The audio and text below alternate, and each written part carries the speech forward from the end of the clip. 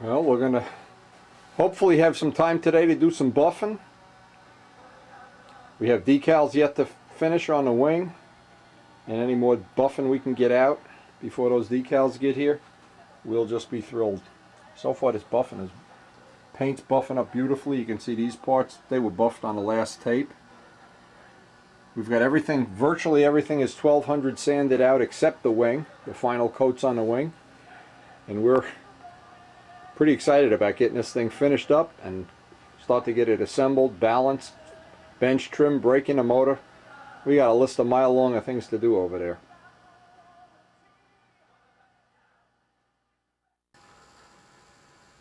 Now if you can believe the weatherman, we're due for a couple more nice days for painting and buffing.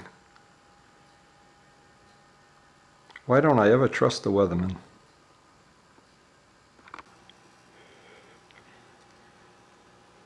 I finished up the stab and elevators. The flaps are done. The rudder's done. All the little parts are done. I think the next piece we'll work on, I'm just picking these pieces up because I'm waiting for the decals to be delivered this morning. I'll work on this little piece. And it's always nice to look at the part when it's just in its rough 1200 sanded mode, because once it's polished up an hour later, 2 hours later, this should really look nice. Now these parts, there's a lot of little corners and edges and angles, so this is a good part to do first thing in the morning while I have plenty of energy. But again, every day that I would let these dry, it's just going to get easier and easier.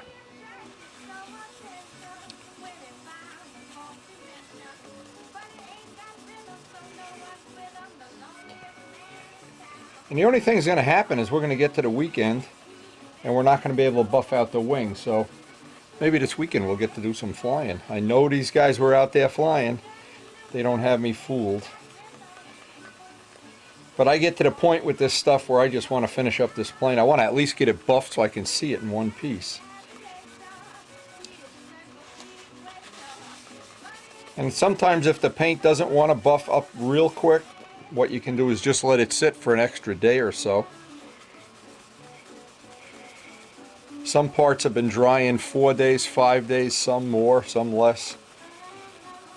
But it's when you rush it that the paint doesn't want to hold that shine real nice. Now usually you can just do one little spot like this and it'll tell you. It tells me anyway. And once you put a little bit of that final shine on to get the scratches out, and sometimes when a dope is hard you don't tend to get any scratches. But it sure doesn't take long, and you have, I think anybody can figure, that's when you can see that's like instant gratification to see that paint come up.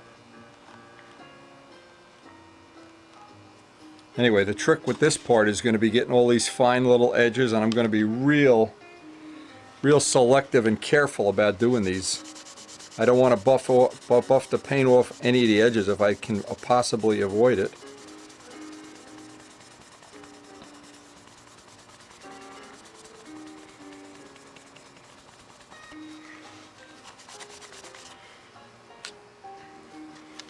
As soon as I put the final shine on that, cover that right up.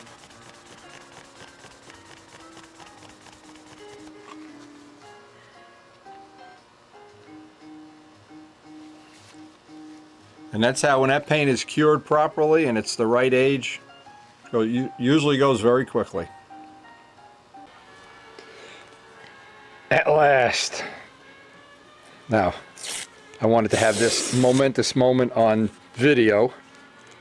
Getting the last of the decals. Oh, we got some chickies.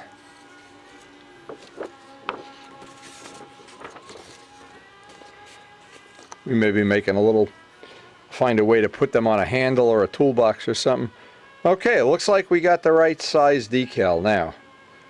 Now it's going to be a question. The first thing, spray this with a coat of Brodak Clear. Now, I don't want to say Rich is thinking I might screw this up, so I have it twice. So what we found is the best, and you could do this with Krylon, or you could do it with Brodak dope, because I have Brodak dope in the gun. Makes it an easy decision. I can actually leave this out in the sun to dry here. Now, I got 4 phone calls already this morning from people that are running up to the flying field to fly. Let me make sure I don't have any blank spots on here.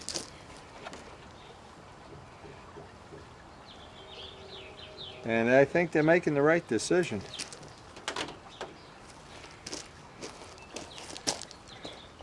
Now, this has to dry. We'll leave it out in the sun. This will dry in 5 or 10 minutes. Then we'll be able to cut this out.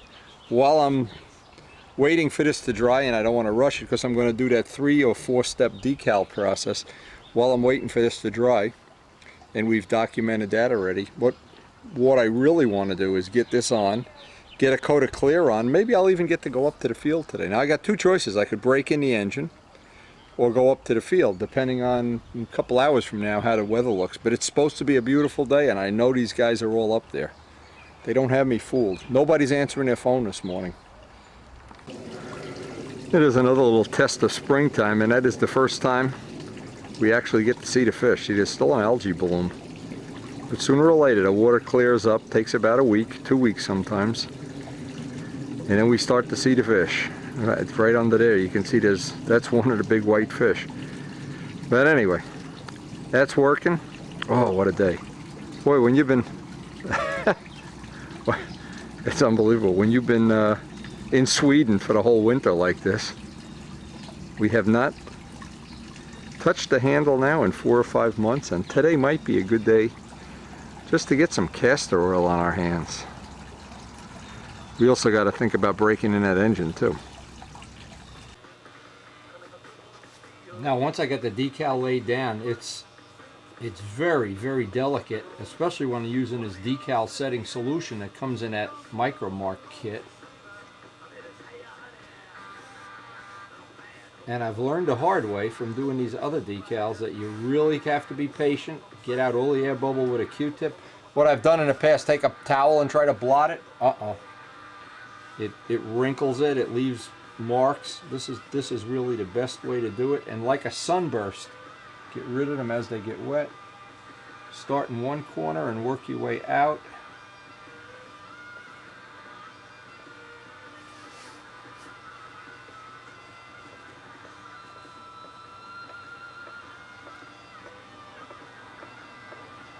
Now this will have to dry, probably an hour or so. We'll get some more of the buffing done on the fuselage, I guess. And then I have to put the decal softening solution on here.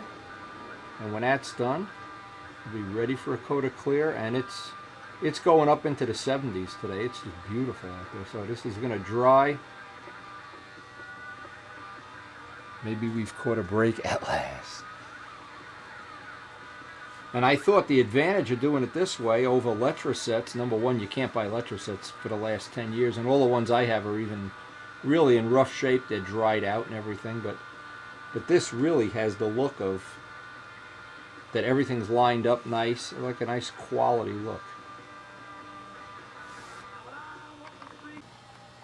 Okay, so while step 1 of the decal stuff is drying, we'll finish the polishing on this. This is starting to come out nice.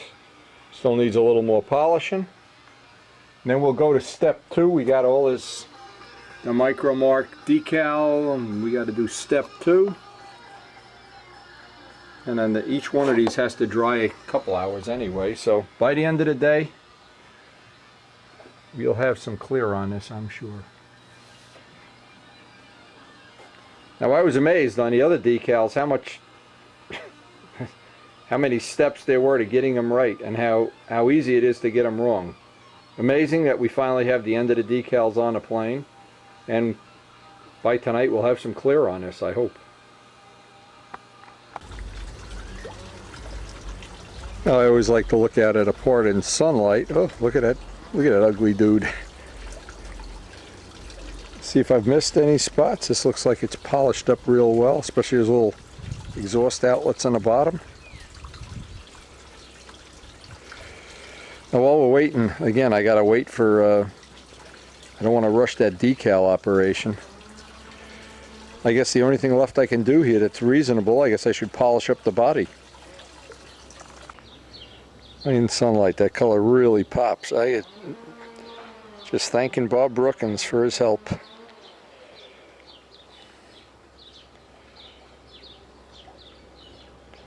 It should really sparkle in a stunt pattern. That should reflect some light. Now just a couple of the things that make any buffing job a little bit easier, and one of them of course is to trim your fingernails. There's nothing worse than you put a big scratch in it or something. You have CA on your hands or whatever.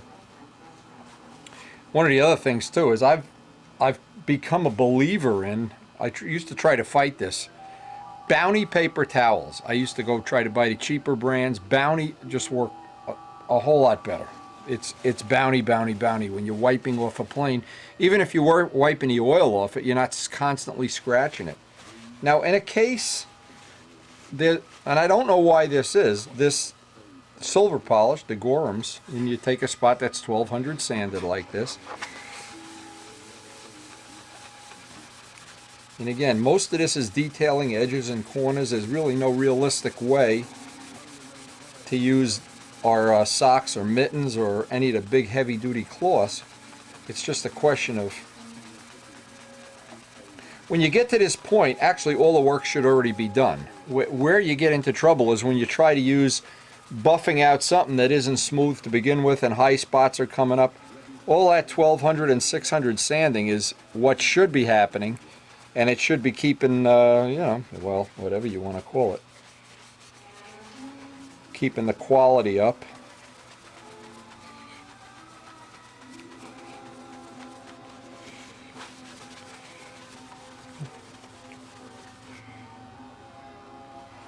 Just a little bit of final shine on there, and we'll get a little view of what that color is going to look like. When I get this part done, I'll get it out in the sun. I think it's going to look kind of nice, a nice complement to the as that goes through the sun. I think that's really going to work for us. But anyway, I'm just using time up here because I want that first part of the decal solution to dry before I put the second part on. And then what I'll probably do, because it's really warmed up out there, is take it out and let it cook out in a van where it's probably inside my van. If you park it in the sun, it could be 100 degrees in there. Now also another thing is I got all those tools. I'm going to try to improvise, put a terry cloth towel around some of those strips of wood that I have, try to get in there and buff some of that, but I don't know how much of that I'm going to be able to buff yet. But I want to get all the outside edges, all these detail little edges done without breaking through the corners. That's the key thing. Most typical stunt ships don't have sharp edges and angles and corners. This has a lot of delicate areas that if somebody were to just squeeze that, of course, you could put your finger right in it. Well, I decided it's such a nice day, and since it doesn't look like I'm going to get up to the flying field, I just thought I may as well enjoy some of the nice 70-degree air out here. And the sun does make it a little bit easier. You get a little, you can see the scratches a little bit better, so that seems to be an advantage. And it's just pleasant listening to the waterfalls and listening to the birds go by here. The birds are in nesting mode. There they are, squawking and going shopping for a wife.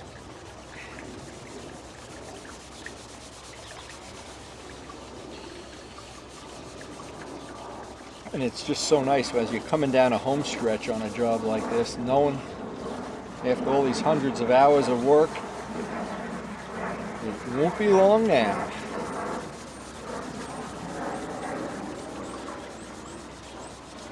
And it doesn't take long before that paint just pops right up.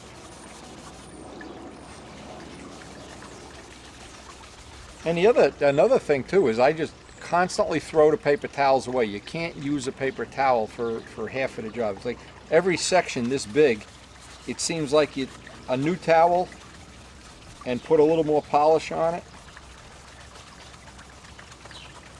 That's the best investment to getting it to come up nice.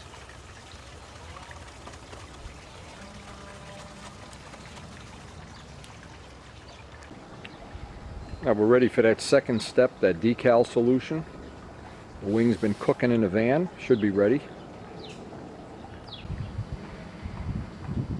At a second step, and we won't go through this again and again and again. We've done this on the decal testing, is a material like Solvaset that lets the decal sit down closer into the paint, and then that's got to dry an hour or so, and then we'll be ready for some clear. What a day to be out here polishing. And I know tonight the phone's gonna be ringing with, "Oh, we were all up at the flying field. Where were you? Where were you?" Yeah, you know, the Testarossa needs to be polished. I got to think about those strakes yet. I know I have some tools. I got to figure out how to get in there with some gorums and polish up inside those strakes. That's the next step. Now we're after experimenting with a lot of different ways of trying to get in at these strakes and polish them up. I tried a piece of a towel. That didn't work. That was awful. And the paper towels just keep pulling off the stick as soon as they get wet. And I thought, well, this is soft balsa wood. Why don't we just put the gorums right on the balsa wood? So, and that worked, well, relatively well. The wood is acting the same way a paper towel was. Now, I don't know if this is going to be the ultimate, because I need to get a smaller stick. In fact, I'm going to get one right now while I'm... Is that going to fit in there? I need to get down in there and polish that. So I can pick up some of this and just rub this whole thing with good old gorums. And I suspected this would be kind of labor intensive, but yep, as I break the stick. As I break the stick twice. Well, maybe we need a piece of spruce or something. I'm not sure. We got to make some kind of a tool to get in there. And a lot of times you have a cowling or something that you have to get in and polish the inside of, and it really can be a... This wood is just too soft. This is not really what I want. But this is allowing me to get in there, pick up some of that gorums. And it's also allowing me, I didn't realize this is allowing me to get in at the corners, kind of polish the corners up just a little bit. And since I'm going to have to do this on a part of the strakes that goes under the wing, maybe I ought to spend a little time and get this down to a science. But this is certainly a good little invention. I can actually feel in there the overspray area, so I know it's doing. Oh yeah, it's getting it out. This is just going to take time. And sometimes you stumble upon something that you don't think is going to work that great, but sometimes the simpler the better.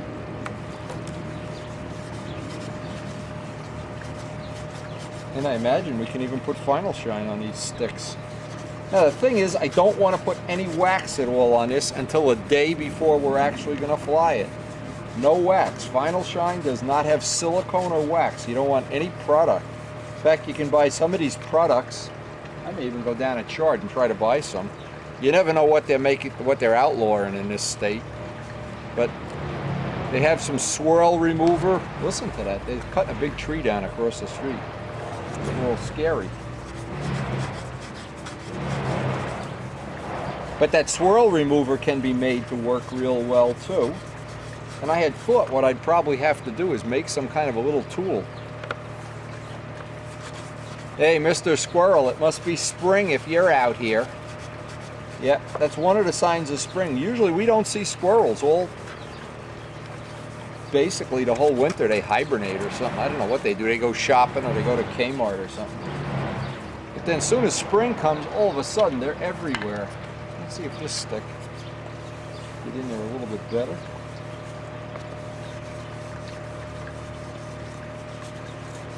Yeah, I think it's going to be fine. Actually, it's actually working pretty good. I didn't believe it. Can't believe it. Anyway, by the time I'm done polishing this up, a couple hours will go by and the decals will be ready for their first coat of clear. And in this sunny, beautiful weather, oh man. Yeah, I think that's one of the...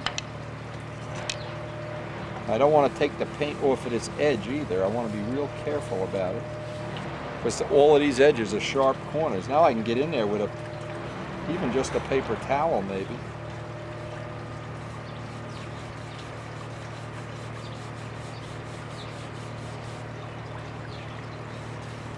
There's no realistic way. I've tried this before, but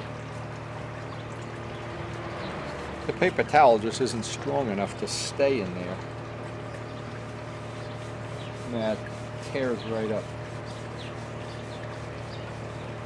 Again, because this is one of the focal points, this is something that's, I don't want to have any overspray in there or anything.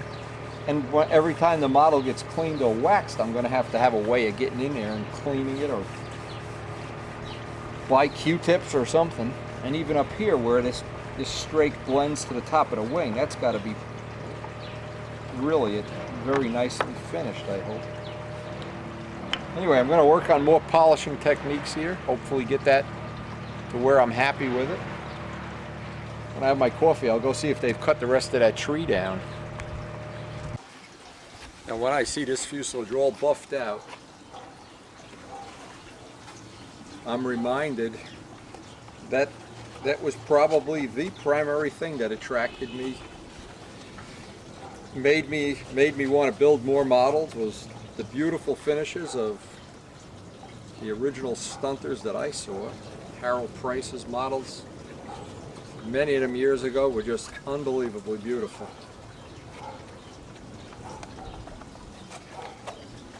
Now I'm ready to start putting that clear on the wing. So we've reached another watershed, another milestone. And I'm not sure if you can see the quality of the finish. Again, you never know with video until you go look at it, or if you've got inside the strakes. It really worked out well with that wood. Some of the angles and edges here. I think this is just gonna look super as it flies around or comes around inverted, or as we're all prone to do. Have you done that? Have you ever done that? Yes. Well, another watershed. We're gonna go get ready to, well, have some lunch, and then we'll go put some clear on that wing, let it start drying. Oh, I love that canopy. Yeah, I think this is gonna be just one of the planes that just gonna really have a crowd around it no matter where it goes.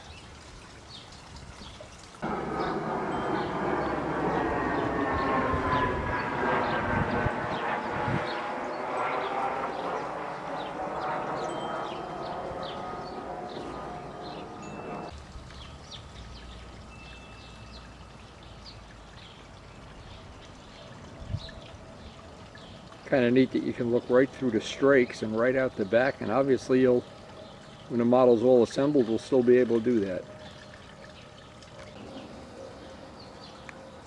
That has really come out so nice. I almost don't miss that I've lost a fly-in day.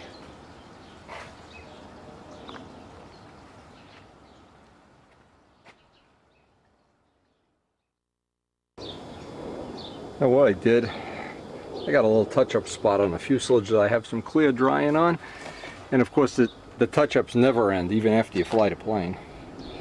But what I did, I got the first coat of clear on here. I'm trying to show this. I'm not sure this is going to show the way I want. I have the first coat of clear. Let's see if we can see.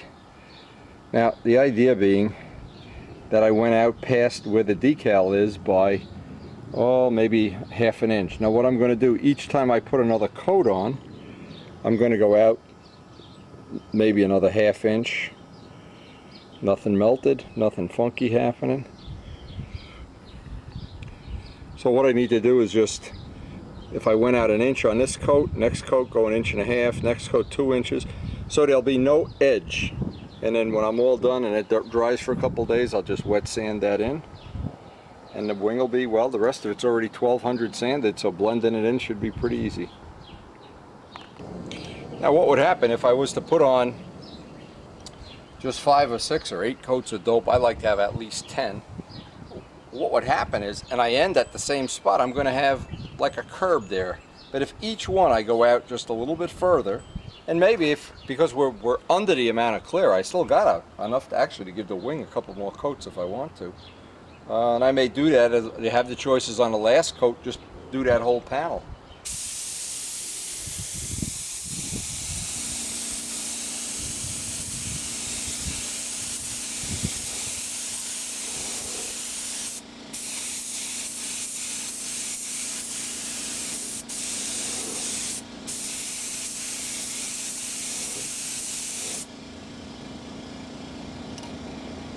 You can see now that one's out just a little bit further than the one before.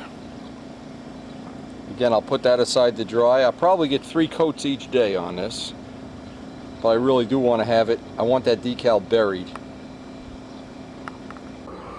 And the good news is, while we're doing this, is any little spot I see that needs a touch-up and I'm looking, if there is a spot I need to touch up, this just gives you a perfect opportunity to do it.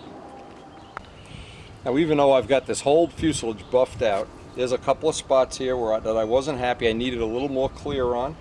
And the other thing is, I'm not sure Bob Brookins is going to send us some of this 2-part epoxy coating to put on the cowling. I don't know if I'm going to want to put some on the nose or not. We're going to find out what he sends, and I'll do a little test. But in the meantime, now that this is totally buffed out, what will happen is a coat of clear, I can just put a coat of clear on the whole nose. It'll cover those ink lines the way I want. And there was a couple of spots where I had gone, and I could see the clear was a little thinner than I wanted, because this nose section, needless to say, is going to ultimately take a beating.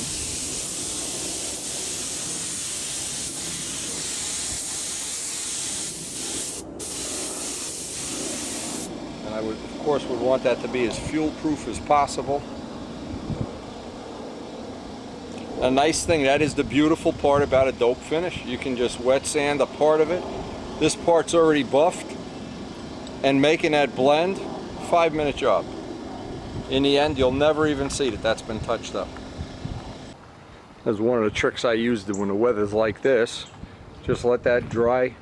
Park the van in the sun. Of course, it's a dark color when it's parked in the sun. Of course, the downside of this is it stinks like a dope finish for a couple days. But what I'll do is, the day that I'm done with this, is open up the windows and just let it air out for the whole day. I'll get one of those room fresheners. But there's my drying oven. And that works just about as good as anything that I've ever seen for getting these coats of dope to dry up nice. There's no humidity at all.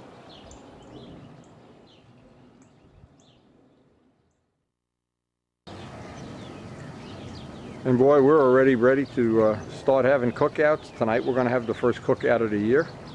Karen's getting some hot dogs and hamburgers. The pond is almost, well, we've seen the noses of the fish. Another week for that. Such a good feeling to be coming up on the flying season and having this Testarossa project. Well, we're getting into the bottom of the 9th inning here. And I guess you can hear in the background, all you hear in this backyard all evening, birds, birds, birds, birds, birds. Now, just as a point of reference, and I'm looking at this and I'm saying, yeah, you know, if I wanted to, there's a lot of choices here. Putting a little more dope up on the nose might be a good one. Doing the upper half of the wing might be, when this touch-up is done, where these decals are. But I came out a good pint short of the amount of clear that I had originally thought I would allow for this project. So, assuming we're going to buff the normal amount off and wet sand the normal amount off, what that generally tells me is I know we're not going to have extra weight in the finish. If we do have some extra weight or tail weight or whatever, it's going to be in some other part of the plane than the clear.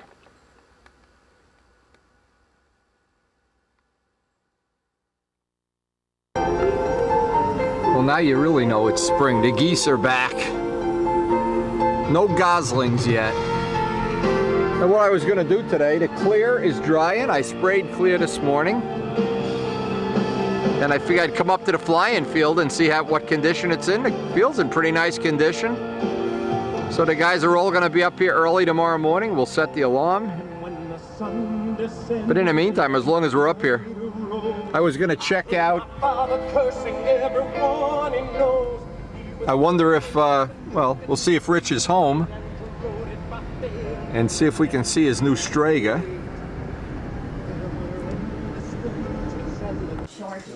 This is what it's like to be a tin foil. You wanted the chrome look, you got it.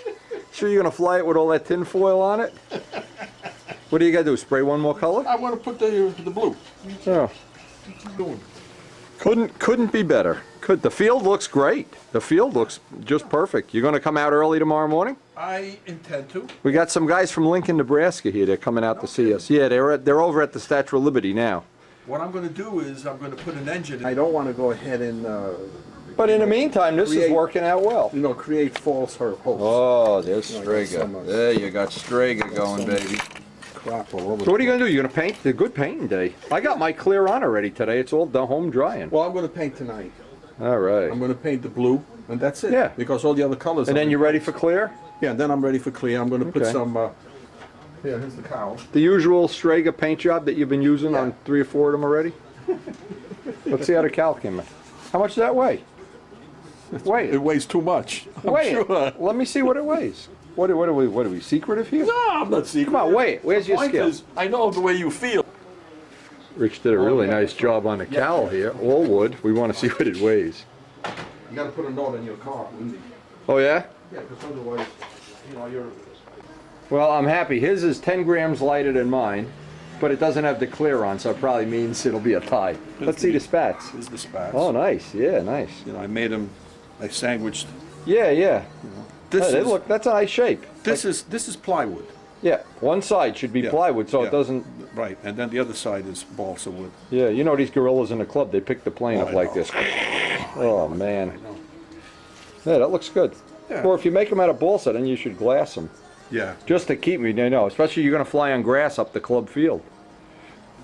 There's the elevators. Yeah. You know. It came out all right. It's not a 20 point. You didn't weigh it yet, though, did you? No, I don't weigh it. Whatever it is, it Yeah, you're wasting your time. I don't either. is. You know, whatever it is. It's heavy. So it's, I weigh it a couple of times, and I get disgusted, and I just keep building it. because you can't do anything about it. Nah, You no. know?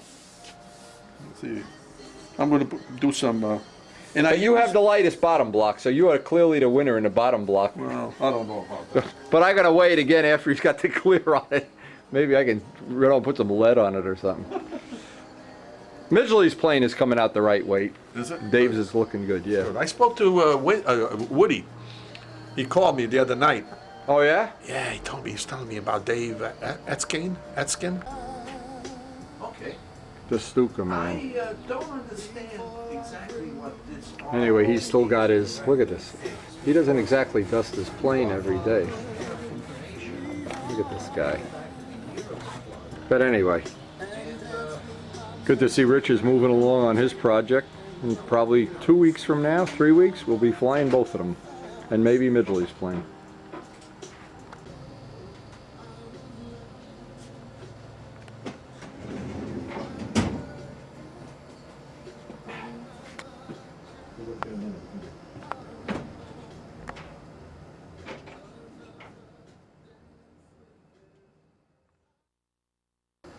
Okay, no, I don't have that technical data sheet.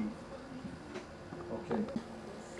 Hey, you never seem to get enough of these Reno air racers. I know Rich likes them too, as well as Kent Ticer and well, maybe even more people, Warren Walker. Okay, good. Okay. And we'll be seeing plenty of P-51s down in Texas, I'm sure.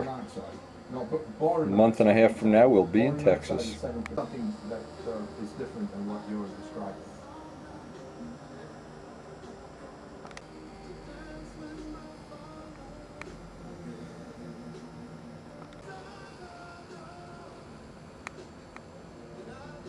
Okay. Okay, because even on your material safety. Okay.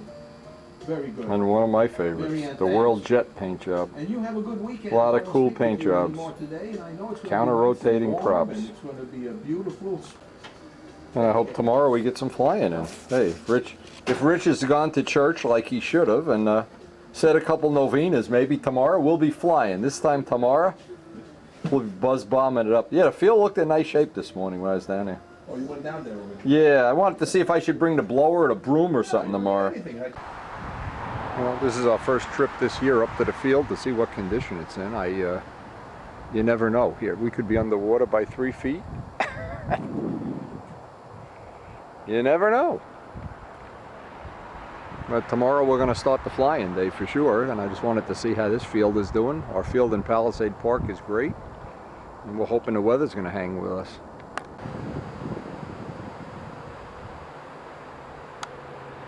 Finish. Is this an unauthorized break-in? No, I got a motor to break in. I'm just too lazy today. Too nice of a day. Yeah. I got to finish this, breaking it in, because I got to put it in the plane. The plane's ready. Yeah, Just yeah. all I have to do Summer's is put it coming, together. baby. Yeah, I know. Summer's, I know, I'm getting a bug myself. Yeah. I got my clear drying, so I figure I come up here and waste an hour, have a bagel, get fat, stop for pizza on the way home. Now this is a bench that Mike Kajeski donated to the club. Took him a couple of weekends to make it. That is really going to add to the enjoyment here. We got a couple guys up here flying. Unfortunately, I'm not going to be one of them today. The clear is drying. We're going to go home and shoot some more clear. Rich and I pretty much decided tomorrow morning we're going to try to get out here nice and early. We'll get up to Palisade Park early anyway. And Brian and John DeTavio, and we have some friends in here from out of town. We're looking forward if we can all get together, and if it's not flyable, it'd be a great day to have some coffee and donuts.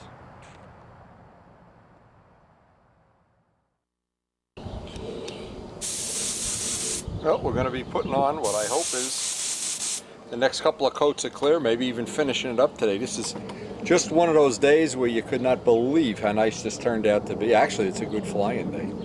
But we got the crew trying to get together tomorrow morning. I wanted to get the Spitfire all polished up and ready to go. I want to get the motor ready for breaking in, and so tomorrow is going to be a field day, and I'll try to get the rest of this painting done today. Boy, is this turning out to be a day. Jeez. Another summer day, huh, Carol?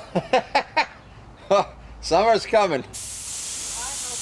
Yeah, it's coming. It's coming. It's been a long, cold winter, but it's coming. And this is the part of the plane that really takes a beating. Just from holding it and starting the motor, it's where it really takes a lot of beating. These inclines.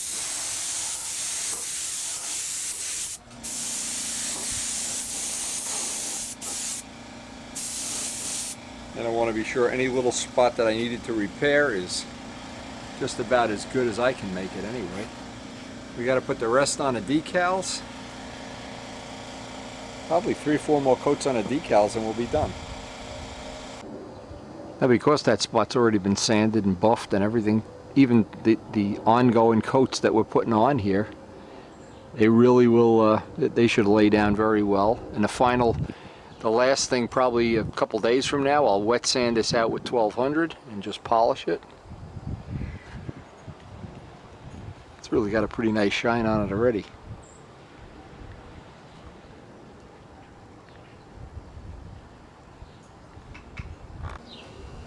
Now I just touched where the decal was with some 1200 paper, just very slightly. In fact, I left some.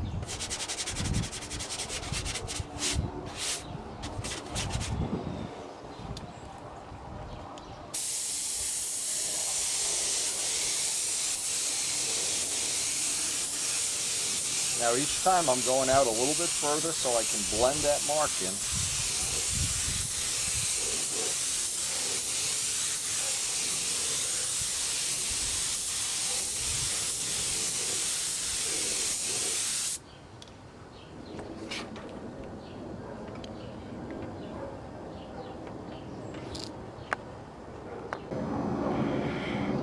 Oh, it's a great day to just sit out here in the backyard. Put a nice coat of Carnauba wax on this guy. Even though we haven't done this cosmetic work yet. Well, you know what we ought to do is get flying the Testarossa to where we actually have another plane to fly, and I can pull this apart. I got to redo that wingtip. Cowling needs some work from the imminent crash of last year, but this is still a nice flying plane. I really enjoy flying it too.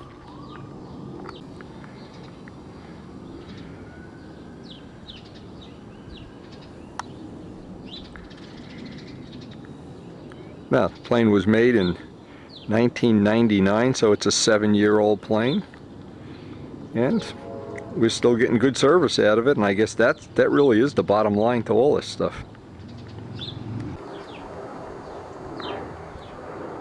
And if the the weather gods smile upon us, this time tomorrow we'll be out at the field flying, and it will have been a very long winter. And there's always a couple of things I always try to keep in mind. First day back at the field, I sure don't want to fly to Testarossa. And I sure wouldn't want to fly, and get too crazy. First day, really, it's good to have a nice casual day. I think in the long run, that's what works well for me.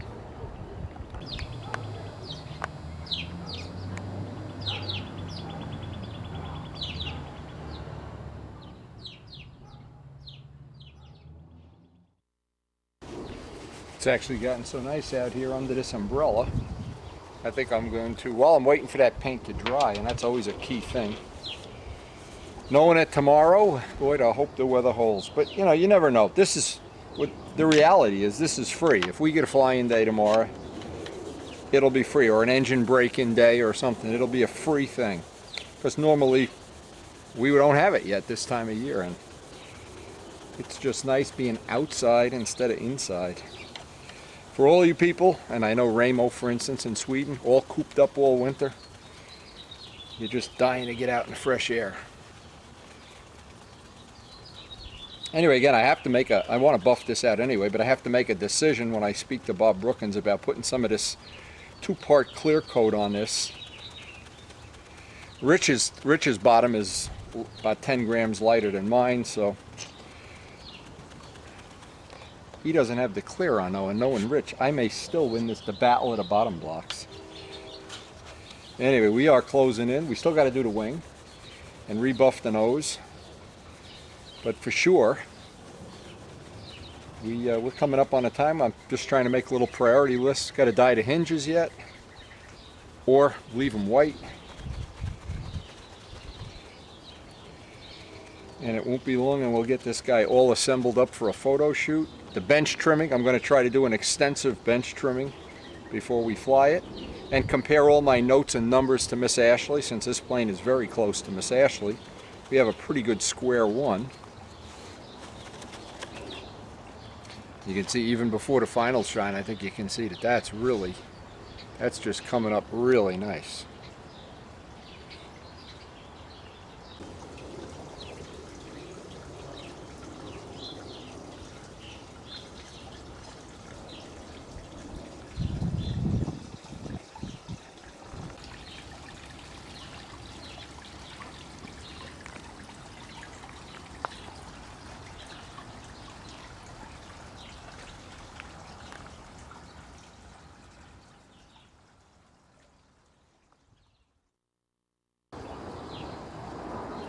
No, I've really enjoyed getting all my yard stuff ready, working on this little area of the garden, which of course is going to be dedicated to Chicky. This has really, well, so far turned out to be a labor of love. We're going to clear these beds out. We're going to have something nice here by the time the flowers are ready in the gardening center.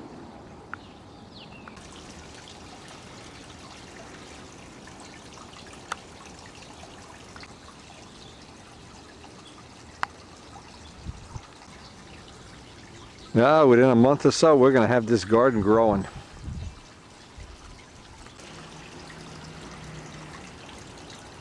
And it's usually about this time of year that the birds start picking out a birdhouse to make nests in. And every year we've had baby woodpeckers and baby finches, and you never know who's going to be in what house. But it's that time of year that they're cruising around a yard looking for a place to make a nest. By the way, this is a nice thing if you like feeding the birds and stuff. This is our neighbor Carol, who feeds the birds, obviously. But she also gets this little thing from Duncraft that it's called nesting material. And what that does, it encourages the birds to come and make a nest. All these little fluffy things that get it from Duncraft. And of course what's nice is her yard borders on our yard. And so we kind of share the birds that we attract. So the next thing I want to do, this is a brand new engine from Rich Oliver, and I want to put the hardware on it that's going to go into the plane.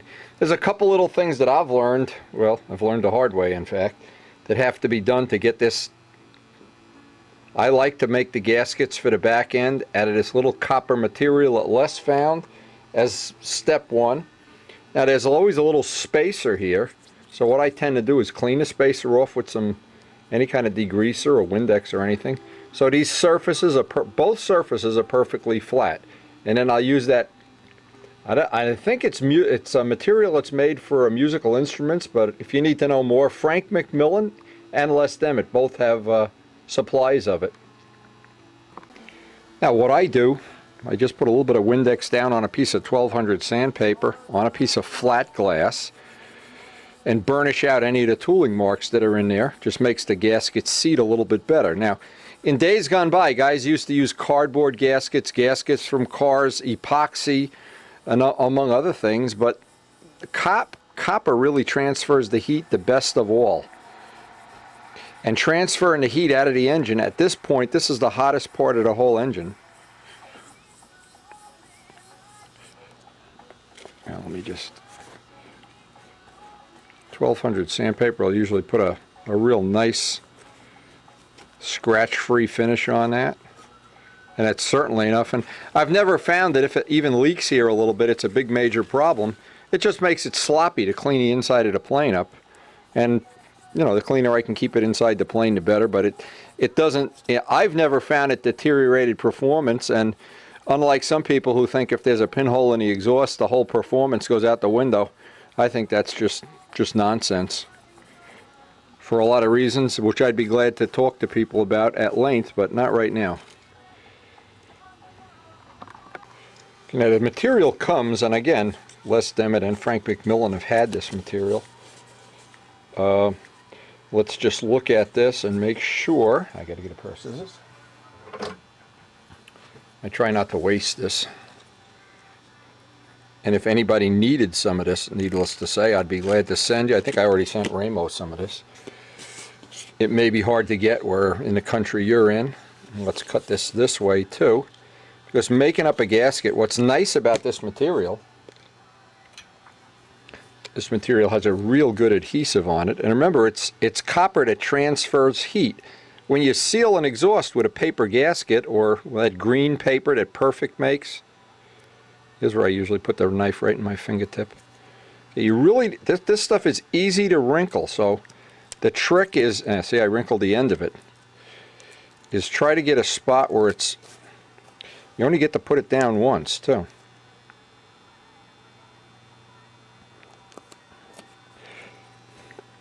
Now with that on there, here's what happens. You can press it down, make sure you've picked up a good impression, and I think this one is okay.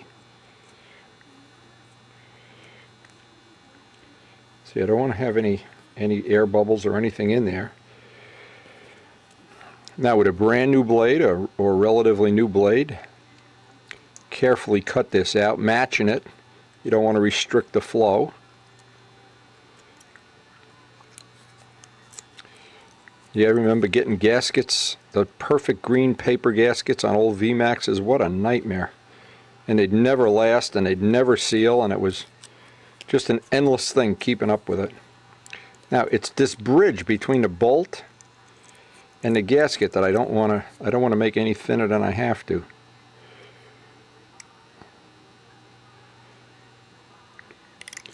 And of course it'll be no big deal, just trim the outside. This adhesive that's on here is really good adhesive too. And what this allows you to do is get both sides of the gasket made when you assemble this onto the engine.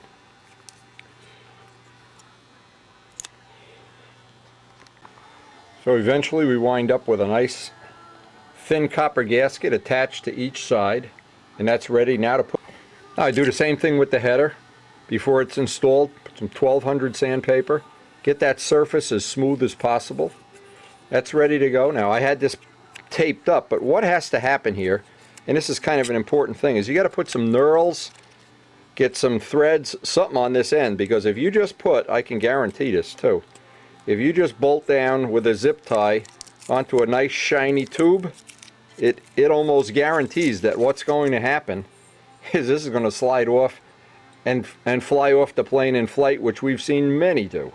So I have a little engraving tool. I can put little rough or a Dremel tool, put little threads or both, or in the worst of all worlds, 80 grit sandpaper, and just put some kind of some threads on there. Something that when you bolt that zip tie down, it gets a grip and this pipe doesn't start wanting to slide off. Just our old cheesy engraving tool. And I go about an inch up, maybe a little more than an inch. The rougher you make it, the better. A pattern like that is fine.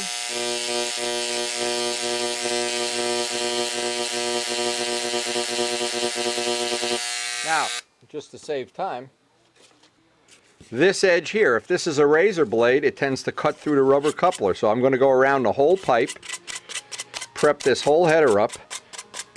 It's actually about an hour, hour and a half's work for me to get an engine ready to put on a test stand.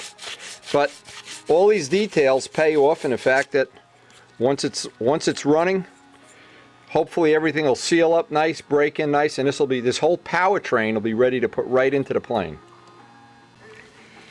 Now, as long as I have all this gorums around, I like to polish this up just a little bit. Now, there's a reason that I like to be able to notice right away if the engine is dripping oil anywhere, and usually it'll wind up on a header, and then I can either fix the leak or at least be aware of it, especially on a new engine. And also, just for appearance sake, you know, we have a little bit of pride in our stuff, and this makes cleaning it a little bit easier. Just makes looking at it a little bit nicer, and while we have it on a test bench, we'll be able to spot a leak right away, I hope. Now once we put the header on, and of course making sure that the gasket seats nice and easy, and this is a little trick, remember, Rojets are all 540 screws, not 440s. So I want to take each one now. Now Les has a torque wrench for doing this to 14 to 16 inch-pounds, and I've got a pretty good feel for it. Now once we run the engine a few times, I'll retorque all the bolts, of course. And you want to retorque the bolts when the engine is cold, not hot. And of course on a head you want to torque them 1, 2, 3, 4 like a star pattern.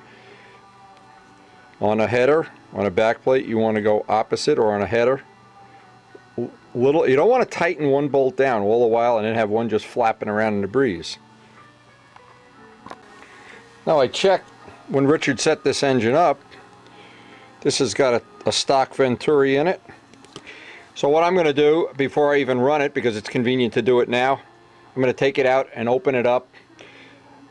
The sizes that I've found working well for me, the lowest would be 210, and I've gone as high as 235. So I'm going to start at the low end of that with a 210. Now, it's always good to check with Richard, and the nice thing about these engines are like Bultaco motorcycles used to be. If you buy an engine from a person that's making limited runs, they do upgrades constantly. So we know the latest setup that Richard's running. I could actually call him, find out what Venturi, what head shim he's running, what pipe length. And it constantly changes. It constantly gets better. The original setup is good, the original motor is good, but each time he improves the combination, he passes it on to everybody. And that's what makes working with somebody that's a real technician, it just makes it easier for me, because by the time I get to Texas, I hope I'll have his exact setup in here, and I can run his setup against my setup, see which I like better. But I know if I have a Venturi this small, first of all, I'm not going to be putting enough oil through the engine for my use up here, because I want to be running, when this motor's broken in, I want to have a full 14-inch prop on it. Now what I always suggest doing is having all your venturis, and what I do, I check them with a drill size just to make sure, even though they're marked. And these are the sizes that I have one, and they're all marked. This is a 210, that's what I'm going to start with. And that's on the low side, by the way. But I can check, obviously that's not a 210. Whoops. And if I have to, the choices are I can drill one out or ream it out. Now I'd rather ream it out. That obviously is bigger. We got a 2052. Well, looks like I'm going to be making a 210. But what I do is I ream this from the top, ream it from the bottom with a taper reamer, so that the only place it's going to be this dimension is right at the fuel inlet area. And having that little taper in there, it'll usually mean you have the equivalent of a little bit bigger venturi in terms of flow. But that's the devil that I know. Richard, I think, just drills them right through. Either way is really not a big deal. But I like reaming them from both ends until that drill just slides through and just picks up its narrowest point. You want the narrowest point to be right where that hole is. You don't want the narrow point up here. The narrowest point right there. And when this is reamed exactly the way I want it, the drill will only go, you can see I can just see the drill showing in the hole, but I can't push it through. I can also see the drill showing through the hole, and I can just can't push it through. Now I'm at the last part of this. Where's my reamer? And I'll just take one swipe with the reamer until that drill just has a little friction fit there. Then I know I have a real accurate fit.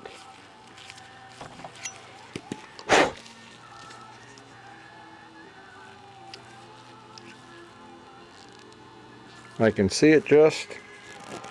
I know the lowest point, in other words, the taper ends right at the hole.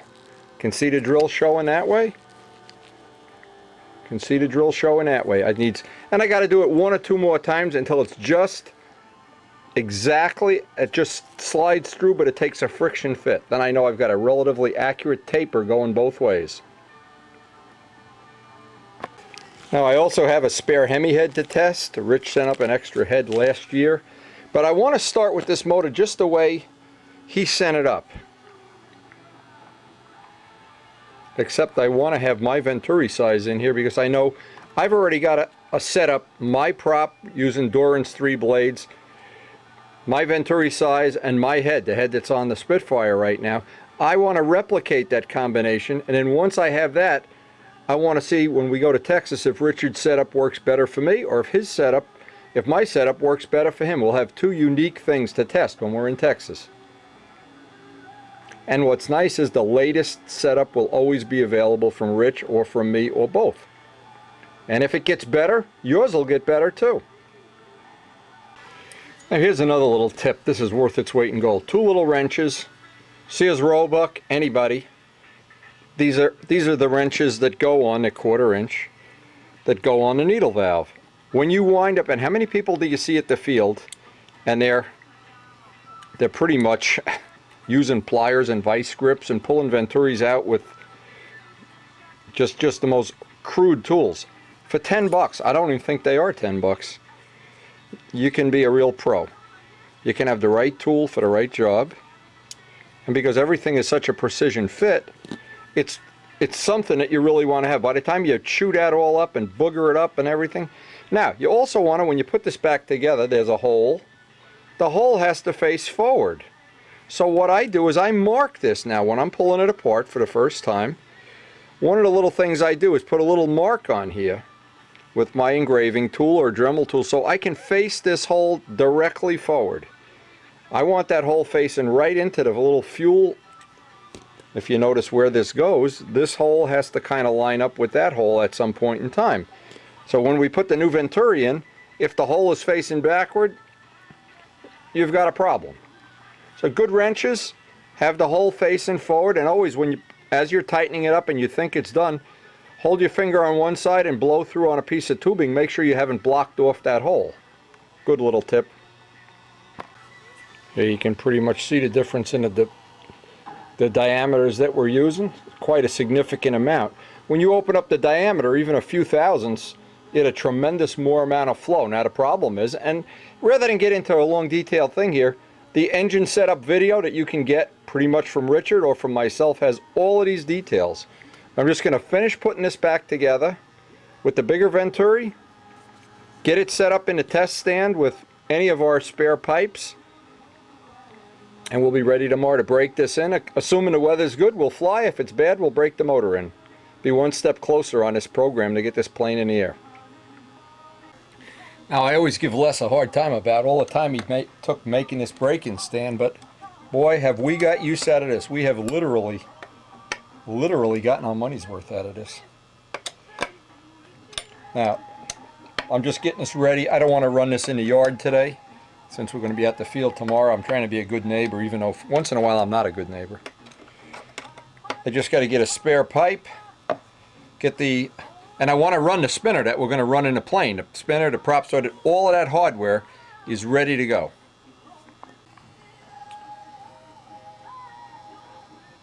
I got to give Les credit. This thing just works just great. Oh, that polished up just beautifully. Now we are ready to go. Oh my God, look, you can see reflection in the spinner. And that's Rich Oliver's spinner, the one you can get right from him. Bolts right up. No joint between the thrust washer and the spinner. A nice setup.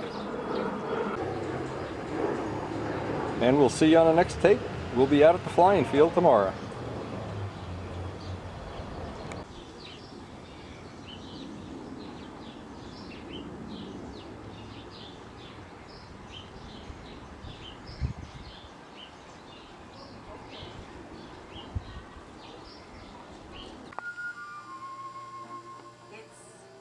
Lovely going through. See, on old Delancey Street, you know, the subway charm to and fro. And tell me what street compares with Mott Street, where true love conquers. End to a really good day. We've gotten the clear, I hope almost all or all of the clear. We're all prepped up, ready to break in the engine, ready to get to the field tomorrow. Pretty productive day, and just in the nick of time. Spring is sprung.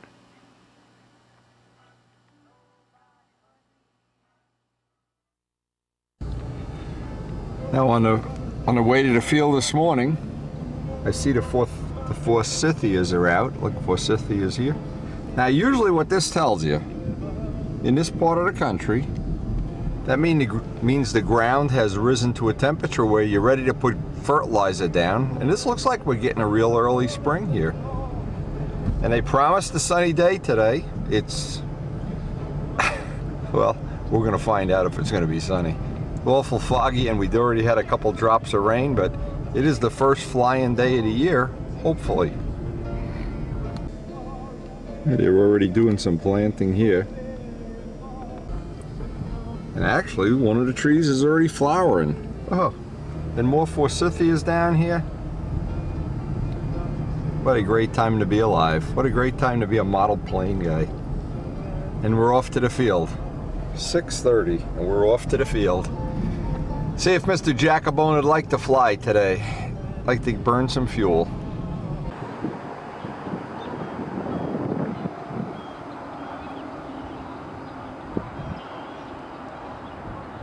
It didn't turn out to be as nice of a day as we thought it would. I was really hoping it would be a nice, bright, sunny day, but it's still early. Look who's come to greet us. We haven't even... Look at this. I can't believe it. We're being geesed. Before Richard even gets here, we're being geesed. But that's really the unpredictable nature this time of year. Maybe it'll warm up, maybe it'll get better. Maybe they're even predicting a nice day tomorrow, but tomorrow is our club banquet, so we were hoping just get a couple flights today. And if nothing else, I'll get that motor broken, and I got the motor ready to go here. Just waiting for the coffee to arrive here. Look at these birds. See, this is the problem here. Early in the season, the birds aren't used to us being here. It's a problem. Well, it may be chilly and the wind may already be blowing, but hey, we're flying. We got our first flight of the year in. And a thrill it's been. It's John. Oh! I gotta go back and play that in slow motion. That happened to me on my first flight through. Oh, there's another one. Oh! Man, there. See, this is the problem at this field. This is what cost me the A26. Well, see this? We got to get them used to the idea that we own the field, at least temporarily. Ah, I see the sun coming out. We've been here about an hour. The fuel is already smelling up the air. The birds are getting afraid of us. Or are we afraid of them? I'm not sure. God, is it good to be back flying. Back in the USSR. Woo, it's good. And actually, if you remember at the end of last year, these exhaust stacks were falling off. We're back to having all our stacks. Look at this. The amazing sun. Jacobone gets here and the sun comes out. Oh, Rich brings the sun with him.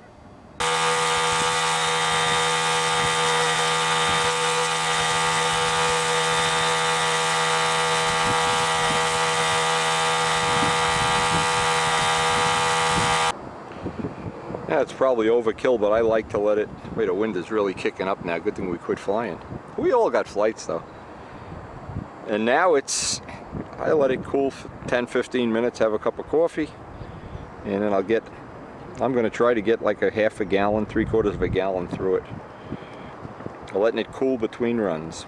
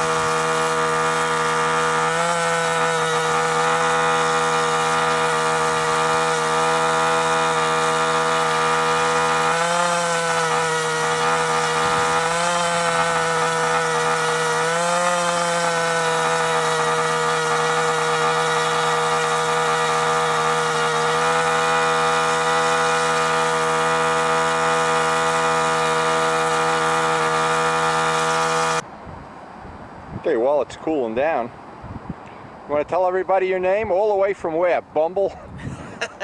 From Arkansas. Arkansas! I would have never known by that accent. Yeah! Sounds like Ken Tyser here. Accent. Where's Jack? Jack's stealing stuff out of my truck. Jack Bryant, you may remember him from the world famous from Windy Videos. They get here just in time. Everybody went home already. We're up with the chickens here. We're farmers, boy. It's We got farm up early. country. Hey, you get Early is 5, not 7. What time is it now? You gotta watch it? about 9. 9? I'm having lunch at 9 o'clock. You gotta get up with the chickens, boy. Hey, we got up early with chickens yesterday. You gave us a good pointer. That worked, didn't it? Oh. Oh yeah. We Yeah. got the first boat. So we leave the field after the first day of flying, and everybody got a couple of flights. We got the motor broken in well, ready to put in a Testarossa. Gonna go home and shoot some more clear. In fact, I think we'll shoot a goose or two. Hey, now it's the time of year. They're getting ready to mate and have their goslings, which is something I always look forward to. I'm not sure everybody here. Look at this tree that went down. Wow. This is right by where the guys run the boats. I wonder if that wrecked their dock. Look at that tree. Wow. Whoops. Anyway, good way to start the season. We're ready to go spray some more clear on a Testarossa.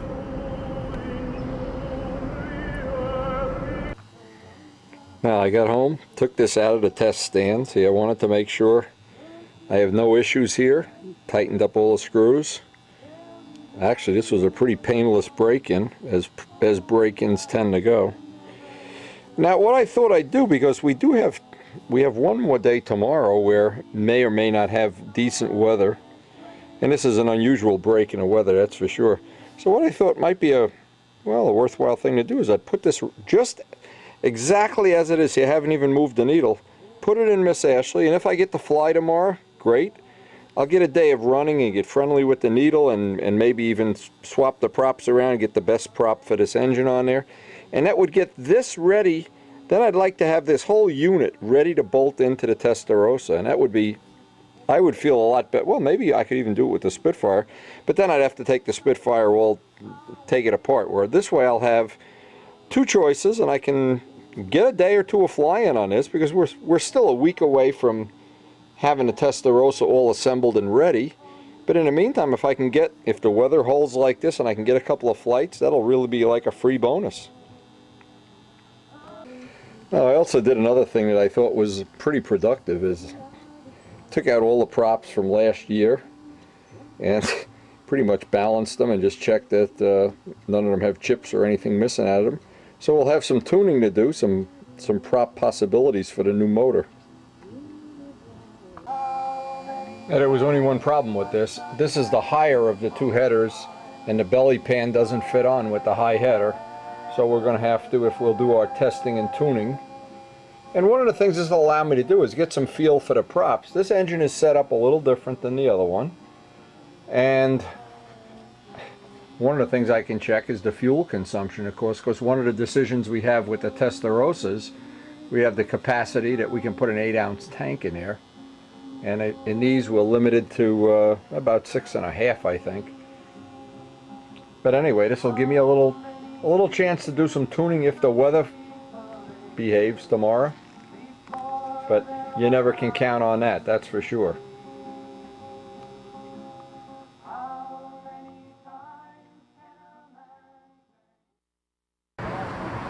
So here we are for the annual Club Awards banquet at the beautiful downtown Fortissimo restaurant, which we've never been to before, but they serve pizza, so how bad can it be?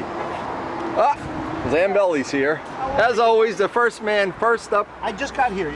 Yeah, I just got here too. Check out the baby. Take it out. I can't see it if it's in there. Take the baby Hi, out. babe. Hey, sweetheart. Put it in the parking lot. Maybe somebody will drive over it. I gotta give Karen a big hug. Oh, look at this. Here we go. For such a long time. It is a long time. No patty hands there, boy. What's that? What? How you do? Forget it. Now this is a 25, a Brodak 25? Yeah, it's a new Brodak 25. All right. And it accommodates both the 4-stroke.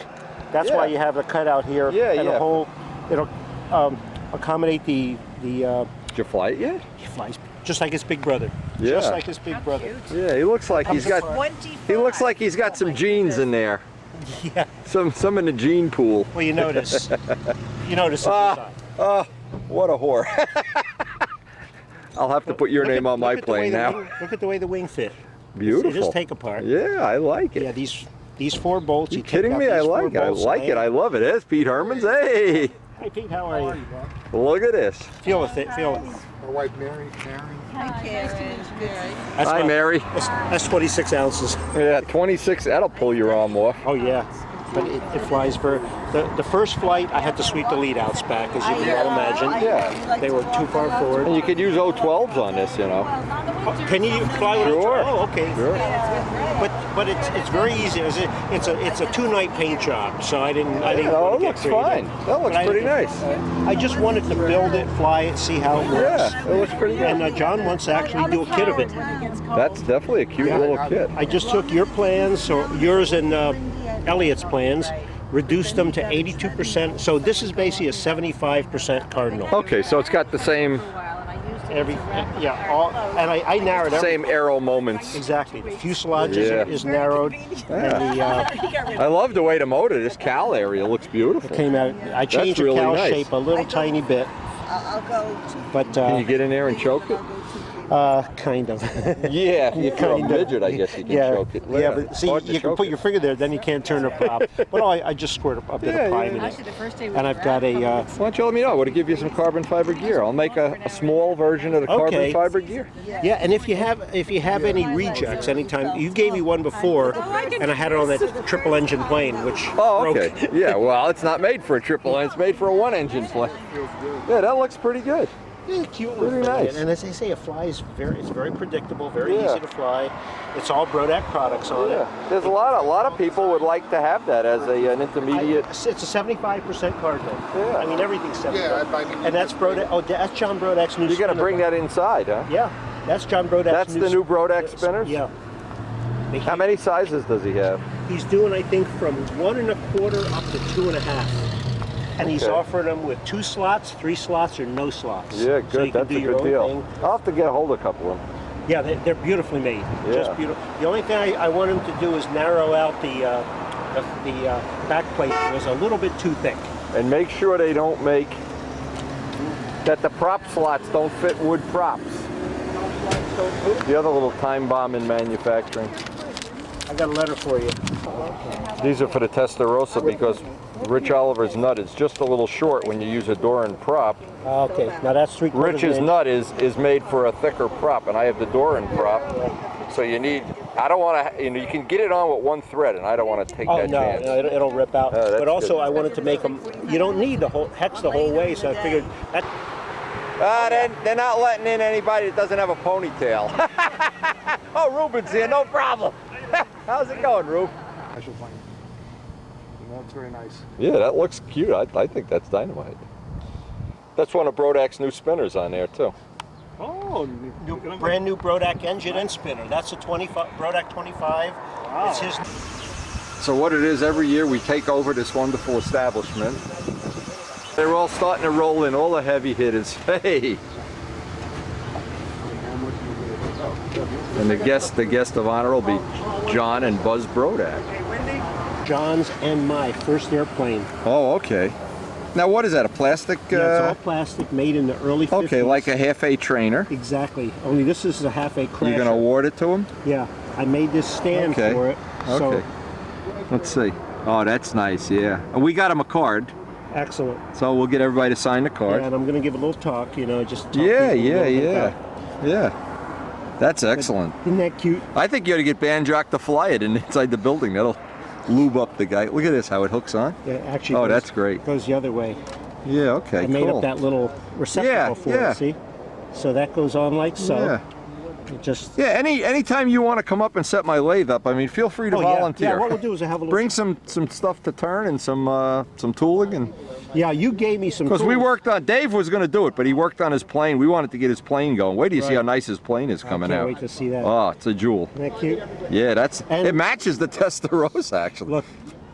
And the Oh my controls God, work. that's cute. Yeah. Now, where'd you get this online? No, I found it at a flea market. It was all it was all dull. Yeah, yeah, I yeah. took the thing totally apart. Had to make up a new prop, polish everything, rub it Yeah, out, yeah, yeah. compound it. The controls didn't work. I had to fix them. But Yeah, well, probably they crashed it is what happened. well, no, if this was crashed, I wouldn't have found it. I would have found a bunch of. This is what you call high impact plastic because it impacts and you got a lot of little pieces of He plastic. got a lot of ports. But I think he'll That's like it. nice, And yeah. that was his first airplane and mine too. The first Oh, one he ever had okay. when he was a kid. So Yeah, I'll that's present that to him. We'll have That's a- great. And I brought up the Hall of Fame award. I polished it all up for John DeTavio, so that'll be nice. Oh, John's getting it. Yeah, Oh, he'll be yeah. here. That's right. He moved back here, didn't Yeah, he's back here. This is the main thing is they have a pizza oven. Without a pizza oven, who would Well, want that's to come for here? curing urethane paint. Yeah, yeah. In case you want to do some Imran, we turn on the pizza oven. Nice place. I've never been here. It's my first Look time at here. the Hall of Fame here. That's what you want to see. Yeah, let's see. Oh, they got all the. Oh, here's my Hall of Fame, Tony Soprano. Bon Jovi, look here. Jazz master Bodie James. Yeah, yeah. Pretty cool. Where's your picture, Bob? Well, I just had my Oh, girl. here's Bob and his Learjet over here. No, here. I just sent my girlfriends here. Oh, just your girls? Who are these girls? I don't know, but if they were my girls, I wouldn't be here. Very cool. Bon Jovi's jet is down by Teterboro all the time. I see it's got John Bon Jovi written on the tail. It's got a tough life. Yeah, tough life, I know. Who's this? This guy looks like somebody I know. No, He's some tough guy. Very cool. He's getting ready to fly one of the West Coast planes. Now, And then these will be for, you know, here like the model shop. Now Vinny Oleski bought 4 $25 gift cards. look at these prizes. Wow. That's pretty cool prizes. Get ready, we're going to check out the cake that they did for John. That's, And today, John DeTavio is due to be presented with his award for the Hall of Fame. It'll be the third one on that list. Oh my God, look at this. I think they do a beautiful job. Yeah, I don't nice. know who made it, but Oh, look at that. Cool plane. You made the plane red. You should have told him. And write Testarossa on it. Hey, John, Testarossa. by the way, I did use a Miss Ashley red on that. It's called a mini Testarossa, Pete. You put it right in the pizza oven to dry it. If the paint's wet, right in the pizza oven. I think that's cute as could be.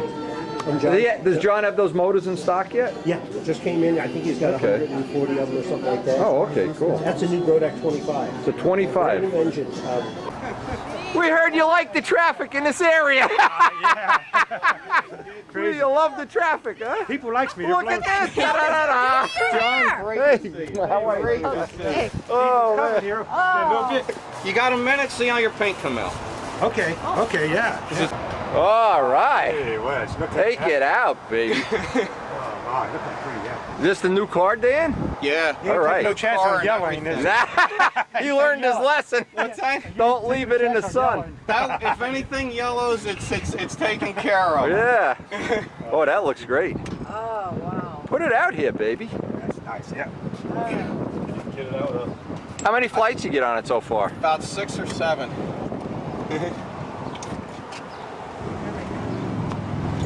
Oh, that's nice.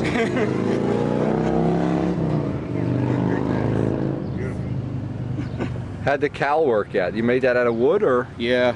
Yeah, the cowling's all wood. 72? Yeah. Okay. 72, my own muffler. Yeah, yeah. Little soda cans for the what do you call it? The The wheel. little exhausts. Yeah. These are nice. Yeah, the little hubcap. Testarossa has something similar to this, but it's got pentastars. Oh, well, jeez. There we go. Whoa, that is nice. Got the red on the wrist. Yeah, that's a plastic. You know this is going to work. Nice thick wing. Oh yeah. You're not going for that windy. smoothie wing nonsense. Windy. The turn Yep. on this thing is out of this Oh world. yeah, I'll bet. Even Dinnerman liked it, and he don't like anything. Well, There's a who little cares bit about Dinnerman? A little bit of cockpit detail in Let there. me get the... Now hold it right where it is. One second. Okay. Okay, now I can see inside.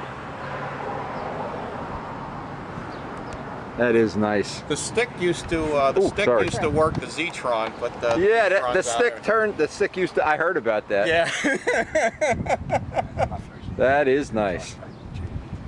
Very nice. How many Thanks. square inches is this? It looks big. Yeah, that's good. Do it scientifically. That's a lot. I don't know. It's a good bit. It's a 62-inch wing. Okay. There isn't much. There's only 1 inch of taper. I think it's underneath important that it looks like a tiger cat wing.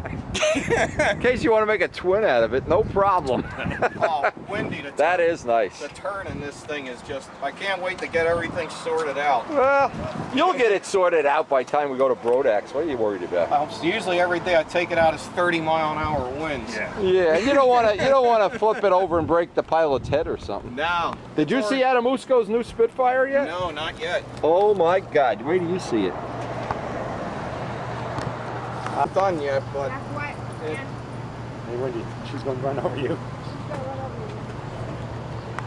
tail feathers and metal cover. And we'll be seeing plenty of this on Windy Videos for the next 20 years. Hey, Tom. Dan.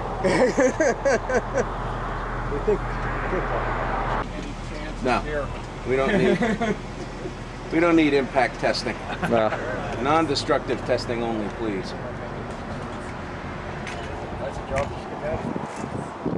Uh-huh. Don't scratch my Nobler there. Got a lot of time in that. What cruel bastards these people are. Boy, oh, if you want a glass of the milk of human kindness, you're in the wrong store, brother. By a farm. You don't have any. They ain't happening around here. Yeah, let's see this. Look at this. Is that the little Dynajet? Yeah, Yes, the little one. Is that a Dynajet, Dan, or a Tiger? That is an OS jet. Okay, OS 1. okay. Did you ever fly this yet, or? No, it's not finished yet. Oh, I'm still working on You got to break the engine. This is Let's all- do it in the parking lot at Brodax. I got to show you We're some. gonna fly it at Brodax. This is two 440 bolts on either side working as universal joints. Oh my God. Ball To work. socket Allen wrenches. And 2 ball socket wrenches. That is cool. And then there's a 90. That's a cool idea. A belt crank down in here. Yeah, how much slop? A Oh, little bit. need a little slop in it. You should have seen it before. I'll bet. I wrapped 2,000 stainless steel So this is- around the ball and then rammed it in to take out the play, and that's pretty good. You know, John, I'm really loving this wind, but I think I'll go inside. Go ahead. Okay. Yeah, we're going to begin in a second. John's going to stand here and hold this. He's going to hold a little He's got a brass very important 348. little screw in that. Dan, you're just gonna have to add to your repertoire. You're a one-dimensional person. All you know is jets. This is cool as But can this, be. with all luck going, or with a good bit of luck, this will be flying at Brodax. All right. Yeah. So And hopefully this Well, thing if it will- isn't, we'll have this video to nail you to the Fine. cross with. I already tested. You know, if you talk the talk, you gotta walk Are the you walk. going to test fly that Yeah. at Reading? Yeah. Okay. Yeah. That's what I would figure. I'm going to get together with Bob Wilkie, Yeah. the mentor. Okay. Well, how many things? There's only a reed in there. If you gotta, I mean, what else can break? Yeah, you either turn it on or off. The Yeah. mixture is Either finding, works. finding there's the no jet, glow- finding the mixture is very tricky. 'Cause Yeah, but there's- the guys that do jets, they get them running. we spent Dan piloting and me and Wilkie starting the thing. We put about And it won't 4 run. hours into into a Dynajet, which Oh. is a known quantity. Yeah, yeah, Never yeah. hit the mixture because Wow. there's no instrumentation. It either goes or it doesn't make any Yeah, you noise. can't say, oh, it's got no 2.4 now. Yeah. It's got no. You There's talk no- to the jet guys. We're watching one at the nets. Can they tell by listening to You it? hear it breaking rich into the wind? It's like it's going 180 mile an hour. Are we running? It's breaking. Oh yeah. Yeah, okay. Oh yeah. Looney Tune. I have to just wiggle it. Yeah, that works. I think that's a cool little Well, play. there's a crank in here that's curved. Yeah. Yeah. If you look, To go around. if you to look go at around the tail corner. section, Oh yeah. Okay. you'll see this, Yeah. this funny curved crank. Yep. I thought that was the throttle back here. Turns it on and off. I'll copy how the guys say it. 2 speeds, off and way the hell on. Yeah. There's not very much Off of a and throttle. warp, right? Pull that Nobler. Now what is? Saw that out there. It's a paper. What is this? You got this? Oh yeah. Razor wing? It's really a Where did this come from? A flea market? Yeah. What do you see? It weighs the same as the. Anybody know what a turtleback zoo is? Let's see, you have to go down Northfield and make a left. Get alone how thin the wing is. I like. Oh my God, that's a smoothie wing. All right, look at this. Doot, doot, doot. Feel the weight, Wendy. Yeah. I can't knob. Don't drop it. Oh, they made the body out of sheetrock. No wonder. But it's a Bluehead 60, man. It ought to do something. Yeah, it's a powerful motor, my boy, and light too. I don't know. 2006 annual Circle Burner Award presentation is now underway.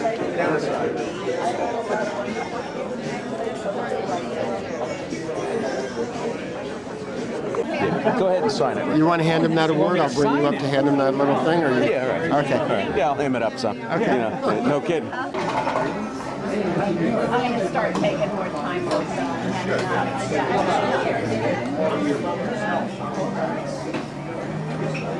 and I just realized Okay. Wendy's here. Let's have a toast. Hey. This is from Flying Scale. This is an IOU. The reason I brought it is that's room. I want to get everybody to sign it. That's Very great celebrities, I could say, at the banquet. And we have here today Dave Matheson, the district VP. Hey! Hey! And of course, the birthday boy, John Brodak. Hey! Woo!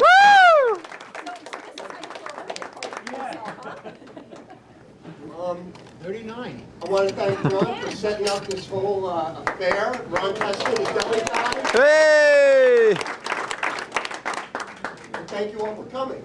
So we have some awards to give out this afternoon.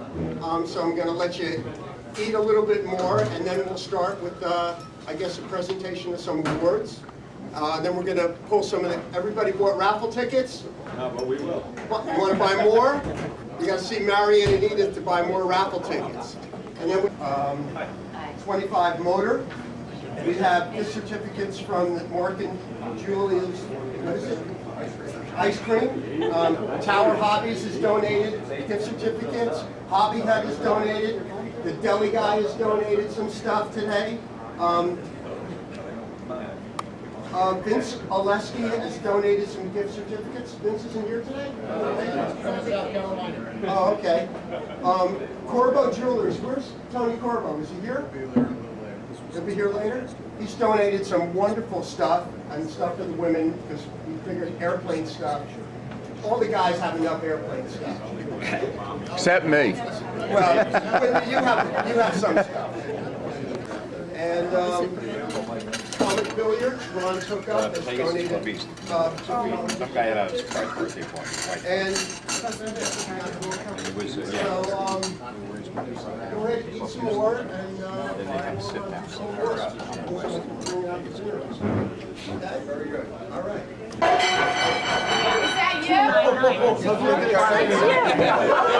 Oh, Edith won the ladies' watch! Yay! Woo! Let me see that. Let me see that. Make sure you pay income tax on this. I want to see your W-2 form. Lovely. Raffle for the I actually put it back up dry. But you know you get it. Oh, Karen wins! Hey! Lucky me. I don't have to buy anything now. Let me take that one, you keep the rest. Woo, there you go. Is this the same one as yours? Similar. Yeah, matches. Oh. Okay, Bobby, now I've got one. So there you go. Very nice. Very nice. And when she gets 48 more, she'll have the same as you. Make sure you pay the taxes on that. She is. This is, I'm not quite up to very nice. Nice. No, not the same. Who's got the best one? Let's see. They're both beautiful. Who won the Concourse Watch Award here? Has most of all the goodies we need, all the things we need for our hobby. We can only make so much. We can't make our engines. We can't make a lot of things we need. I'm happy to say that probably two of the most important of these suppliers in the United States, possibly in the world, are right here in the room with me now. Wendy Ertnowski, you all know what he supplies. Probably some of the highest... And what he doesn't supply. some of the Heartache and pain. some of the highest quality, top-end products for the stunt flyers that anybody offers. And of course, the other person is none other than John Brodak. John supplies about everything any control liner could need. As you probably know, if you've attended the contest, you've seen his catalog. But what I'm really here to talk about, not so much as the suppliers, but we all know this is John's birthday today, or it was his birthday yesterday. We're celebrating it today. We all remember our first of just about anything. Our first car, our first girlfriend, our first date, first, use your imagination, first wife, second wife. Keep it clean, Bob. Flying model airplanes. Most of us, I hope, remember the very first airplane we ever had, the very first one you flew. The one thing that got you interested in this wonderful sport, model aviation. John and I share that. Our first airplane was exactly the same thing. It was a little toy airplane made by Wenmac, I believe, and it was called an Aeromite. They're long gone. There are no more. They were built for one purpose, to crash. They work very well. But sometimes if we get a little bit of perseverance, we can try to bring back some of these memories.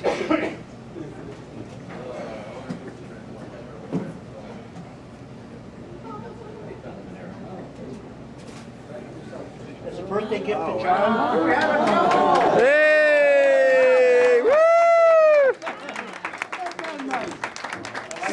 Speech!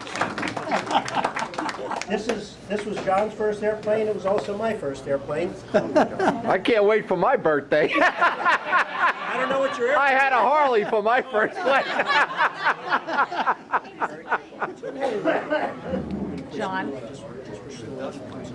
Yeah, my mom and dad got me this for Christmas back in about 53 or 54, and I didn't know I fouled the plug the first time.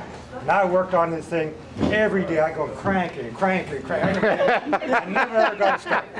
So I put strings on that, flew around with strings, and I hit my brother, got a scar right here.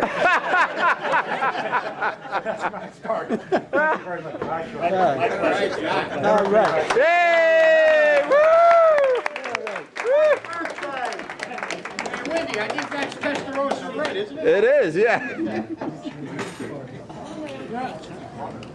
That's beautiful. Okay, since we are at the Circle Burners Award Banquet, we have awards, strangely enough. And Dave, could you come up here and help me with this? It's your member to the Garden State Circle. Hey! Woo! Make sure the check doesn't bounce now. Hey, does that mean he has to buy a round?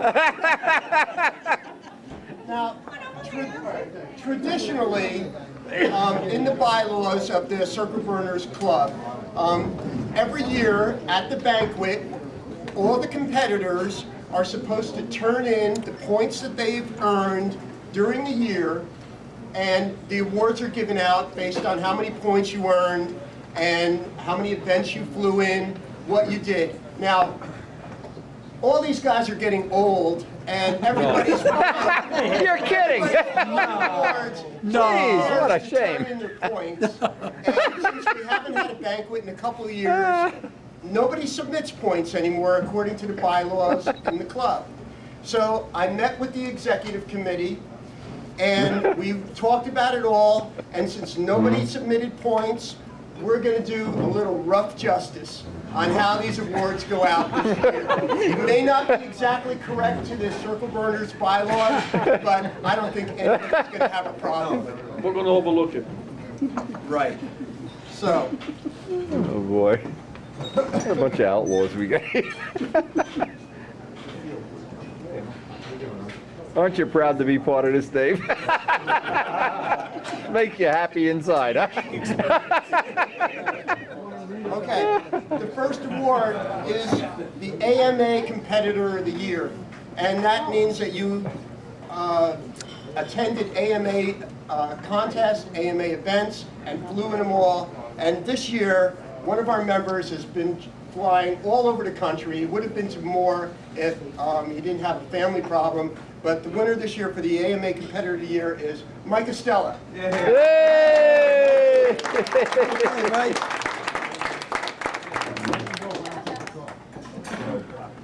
Mike flew in the King Orange. He would have gone to BSC. I don't think anybody in the club goes to more contests except for the Nats. So We call it cherry picking, Mike. The cherry picker of the year or what? Very good, Mike. Thanks. I think you need a train layout, Mike.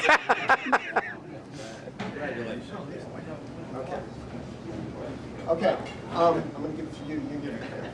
Okay, the Member of the Year is for the person who's involved with the club and does everything they can for the club. And this year, it's no it's no surprise to people, Roy Ward does everything for this club. Roy, you are the member here by the executive. Hey! Tony's giving you this award, so you better like it. The heck out of this hobby. I thank everyone. More fun than owning a deli, huh?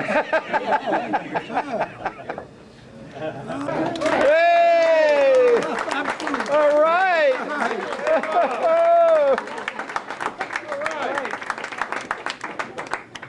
The Krookster. Now you better start treating us with respect, Bob. Soap, water. We gotta start treating you with respect. Hey!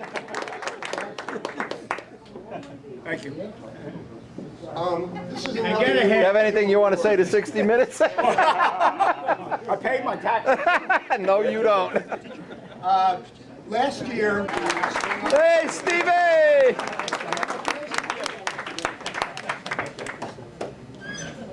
For a Hall of Fame award, and it is what it sounds like.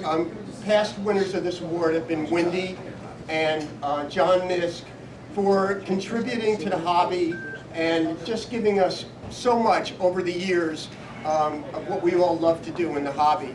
And this year, the Circle Burners are going to give their Hall of Fame award to John DeTavia. Hey!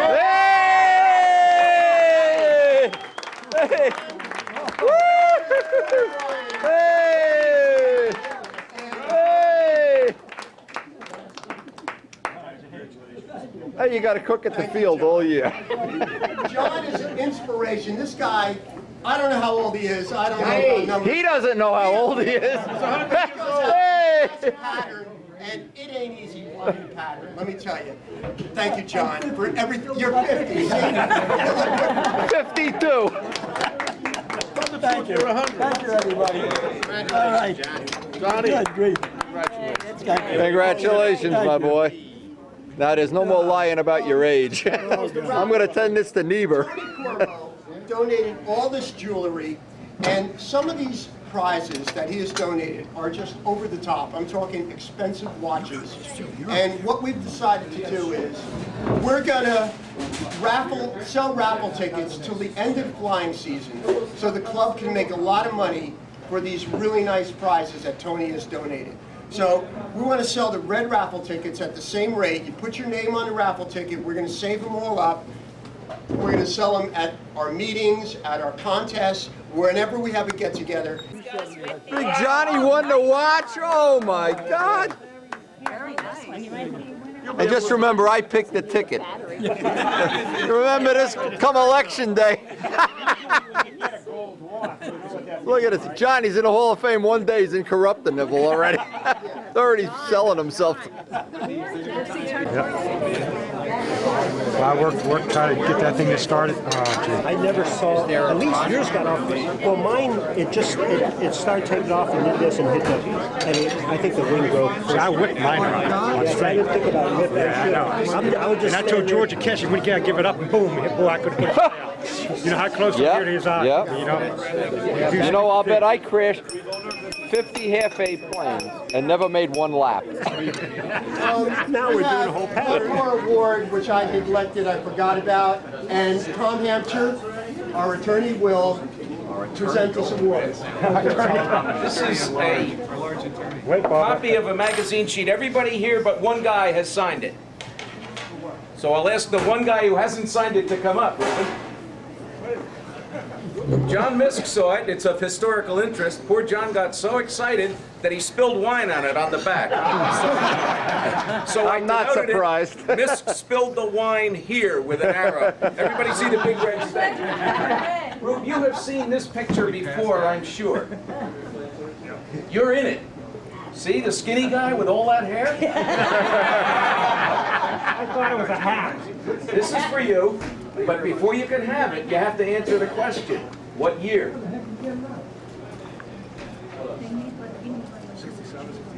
69. Very good. August 69 AAM was the magazine date.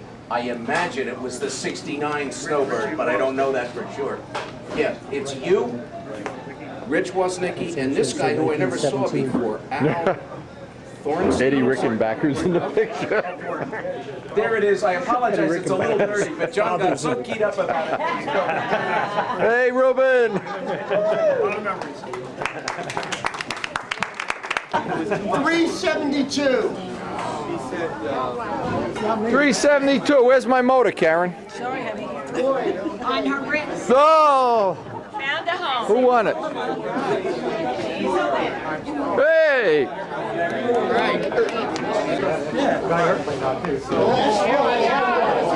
Oh man! This is a Rodak Super Clown R. Yeah, John. And he towed it down to his garage. Right by my house. 241. It's sitting on the lot in front of his. John's going for Hey! Woo!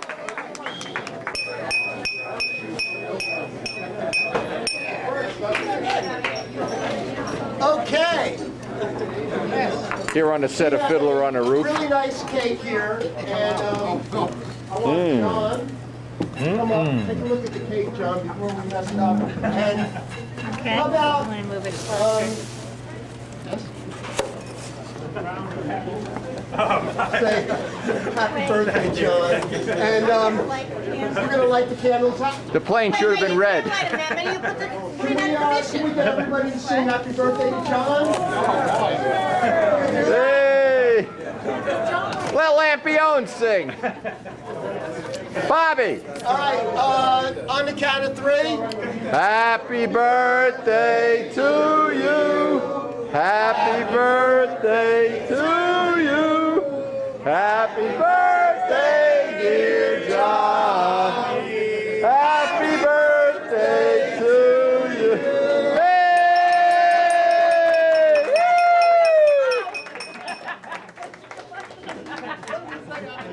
39? 39. Born in 39. That's how you something. Zambelli, you made the plane the wrong color. Saw that. Should have been red. Isn't that nice? Did you get a picture of the cake? Yeah, look at you. You got nice on it. Wait, I don't want to start a forest fire. We don't want to set the smoke detectors off. I think that'll do it. Make a wish, John. Make a wish and blow them out, John. Okay. Don't spit on the cake. No, that was just. That's an arsenal. That's I an did it. Hey! John, you got to cut the first piece. Oh, okay. Before you cut Right. it, you need to unpicture the cake for John, okay? Go ahead. Hold on a second. Isn't that nice? Then you got to kiss John DeTavio. That's the hard part. It's a shame to cut it. Yeah, that really came out nice. It's kind of the jock. Backwards.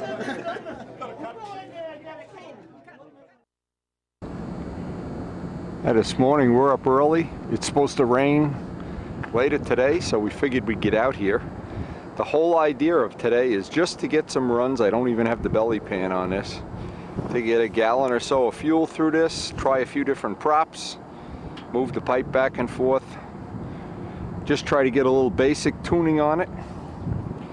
And so once we fit this into the Testarossa, we'll be, well, we hope we'll be a little bit ahead of the game.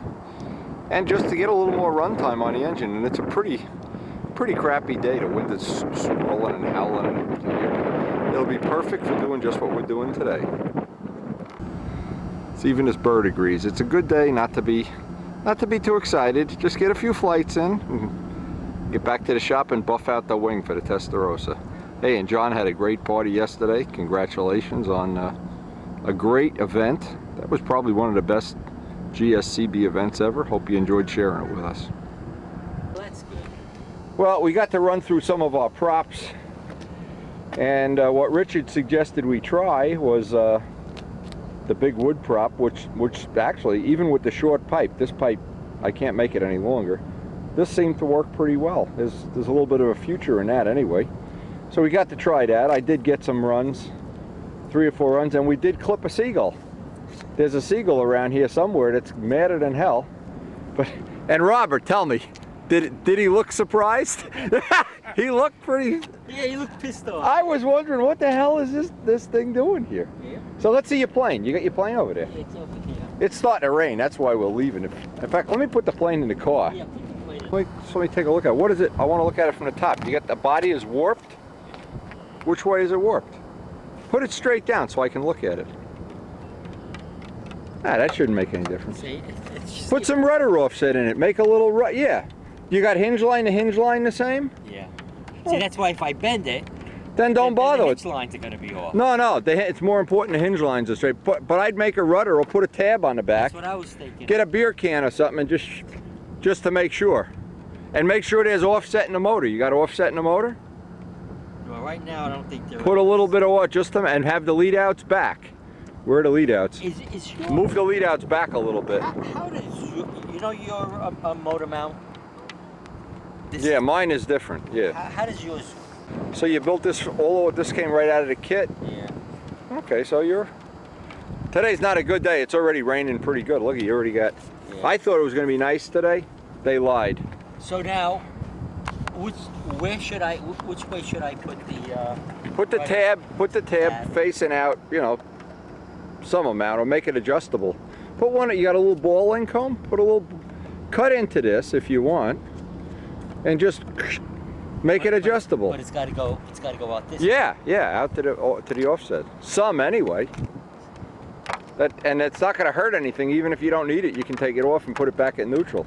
Hey, it's really starting to rain. We ought to get out of here. Okay. I bet that seagull's not impressed. No, he's probably... Boy, he got my attention. I was thinking, oh boy, start the year, second day of the year, and we're going to hit a bird. I'll get him. I'm going to charge him for this. Puts a dent in my plane. And then I should move the... Move the lead outs back. Back. For the first flight, yeah. And this weekend it may be nice. I'll try to come out this weekend. I still got to buff the Testarossa. I got to go home and work. Okay. This is the part of it I don't like, is having to work. Yeah, and it looks like it's going to start raining. Nah, it's gonna be crappy for the next couple of days. Well, we actually got accomplished what we wanted to. We have some more time on a motor. It's getting, and as these things always do, they get friendlier and friendlier by the day, by the time. Run some props. I need to make up a 22-inch pipe to do the testing that Richard wants me to do before we set it in a Testarossa. And well, we'll have to, it looks like we're going to have time, because what's happening, they're predicting 2 or 3 days of crappy rainy weather.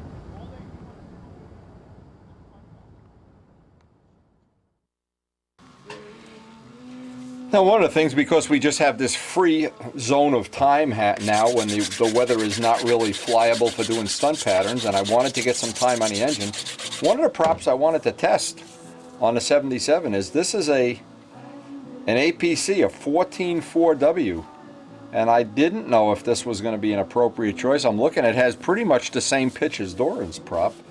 Of course, I don't like that razor sharp edge in the back. I'm getting rid of that. I know that loses some efficiency, but I don't care. Well, what's going to happen, I'll balance this up, knurl the hub, and what's really going to happen here is the next couple of days is supposed to be rainy and crappy, and if I can get out to the field and test some of these props, what I'm doing, I'm just eliminating things out of this that I know are not going to be our primary thing. The primary thing we want to have is, once props really come into the zone where they're working well, then I want to put them in the box with the props that I keep at the field. But whenever I have a prop to test, I like to just have it, balance it, knurl a hub, of course, most important of all, and give it a couple of flights on a day that otherwise is a throwaway day. And this is one of the props. We had run these on the Sato 90, and these were one of the props that we liked. So, and I have a few extra ones, so I'll balance one up, get those edges radiused off, of course. And this is one of the things, this time of year, it's an appropriate way to spend some time. We're in the middle of raindrops and wind and hitting seagulls and whatever, and I really have to wait for that clear to dry. I want to wait at least one more day before I start buffing out that clear on the wing and the top of the body by the nose. So this will give us a little diversion while we're waiting for that clear to dry. Now, I let this dry an extra day. I want it to blend, and this is painted up to here, and actually some of the overspray gets up on the cockpit area. I wanted to carefully now detail sand this out with 1200 up on the nose, rebuff it. Now the nice thing is, once you've sanded and buffed the part and you go back and put more Brodak dope on top of it, the sanding very quick, especially that little spot on the wing. We should be able to do that later today. But I want to detail this out this morning, get this taken care of. What we're trying to do is work in between the weather, which has been, you know, this time of year, unpredictable at best. They promise you the moon. You listen to the weather at night and it says sunny, bright, no seagulls. And you get down the field and there's 1,000 seagulls and geese. And actually, we really did hit one. I'll bet that ruined his whole day. We didn't get him, but feathers were flying.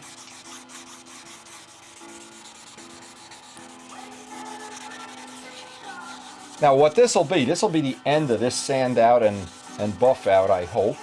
And what's going to happen now is I have some 2-part stuff that Bob Brookins is sending to fuel proof up around the nose and up around the tank vent, which I'm going to try.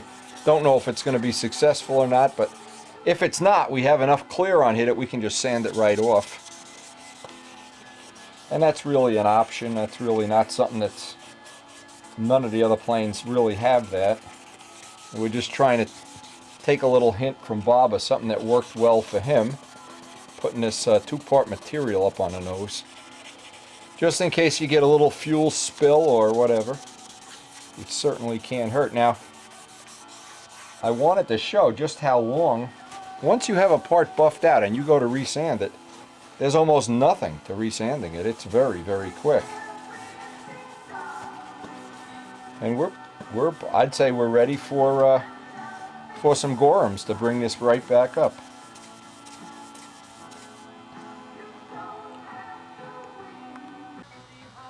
And this is buffing up really quickly as we expected. And Les is getting ready to prep up his next big demo.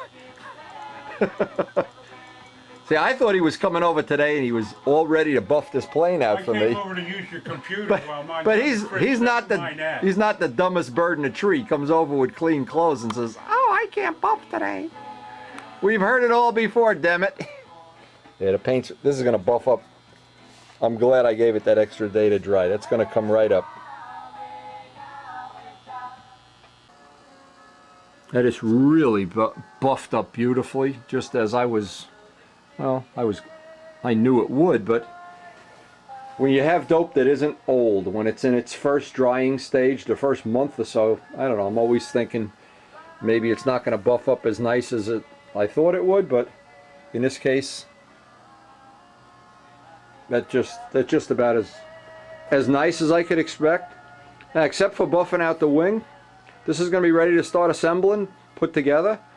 Make the push rod, make the landing gear, get the tank vents in. We've got basically another week or so of little jobs, bench trimming it. And in between, we're going to try to get some more time on the motor and some props so that when we're ready to actually fly it, we'll have a powertrain that'll pretty much be ballpark. Now, I didn't know how the wing was going to buff up because this side of the wing has been drying a lot more than the area where the decal is, so I thought I'd buff the bottom up first, see how that's going to work out. I'm real, you know, when you get down a home stretch here, you just want to see it in one piece. And I've been waiting a long time. I want to get the photo shoot in with the real Testarossa, hopefully before it ever goes in the air, so we can get some nice pictures of it for our, hey, look at it any way you want. It's a year of my life. And maybe your life is going along parallel to mine. And you can see the letters are coming up one by one, but there's a lot of wing left to buff. And what I'm going to do is the last thing, maybe I'll answer the phone. The last thing is come back to the decal.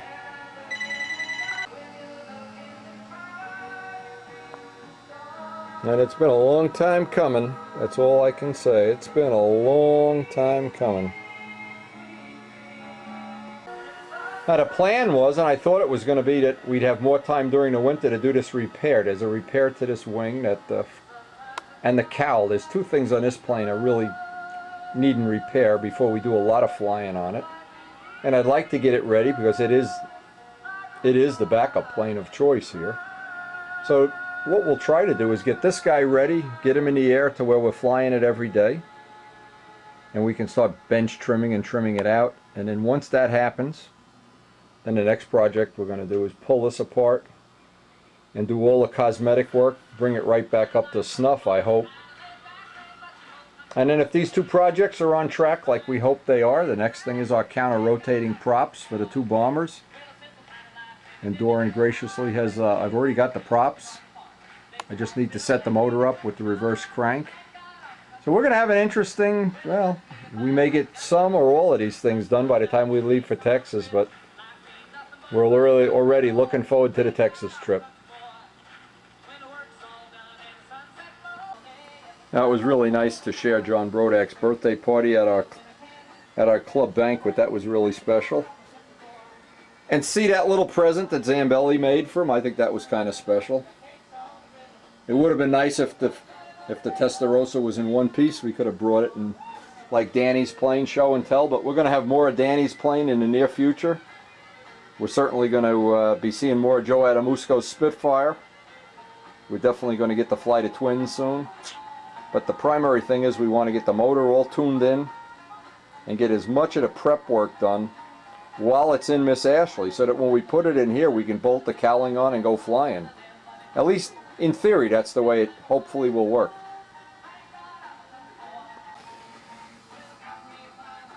Now Les is going to be working on doing up the wheel pants. Although we don't need the wheel pants to fly the plane, we're going to have to make up a set of grass gear, because our grass field, the circle burner field, is in pretty rough shape from kids driving these four-wheel drive things on, these ATVs.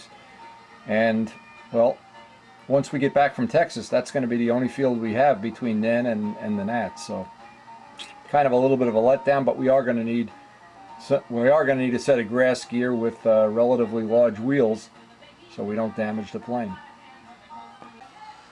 Now Bob Zambelli is planning, and Bob is always good at doing these little things, he's planning on, when Warren Walker comes up here, he's got the parts of the motor that are left from when the Red Baron went in, and it was a Sato 80 that even the case and crank and everything was broken, and we're going to award that. We're going to make a special award for Warren Walker, who has the real Red Baron, what was left of it. And if you go back to the trip we went to Bob's and you see that, we pulled a little scam on Warren, and of course he was building his version of the Red Baron by then, and I'm not sure Warren's sense of humor held up as well as we thought, but looking at the pictures of the Red Baron, and a lot of times I think, well, I got a lot of mileage out of that plane, a lot of mileage.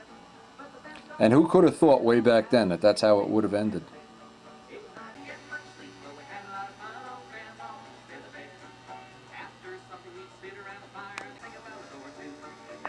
Yeah, we're going to see you this year, Dub. Don't worry. We're going to see how they make those 90s. We're dying to get our hands on a 90.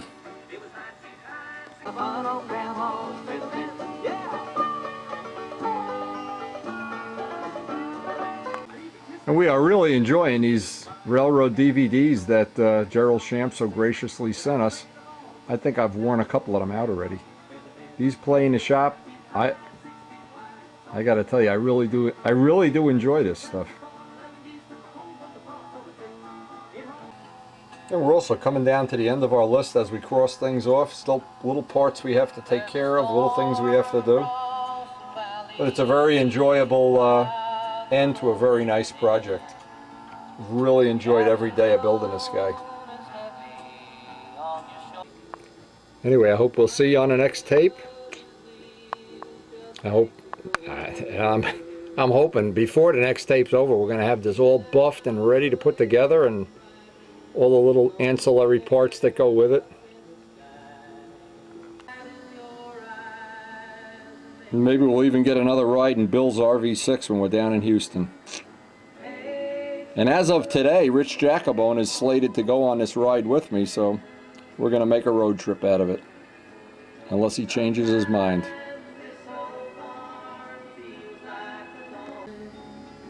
And John, I hope you had a great birthday party, my boy.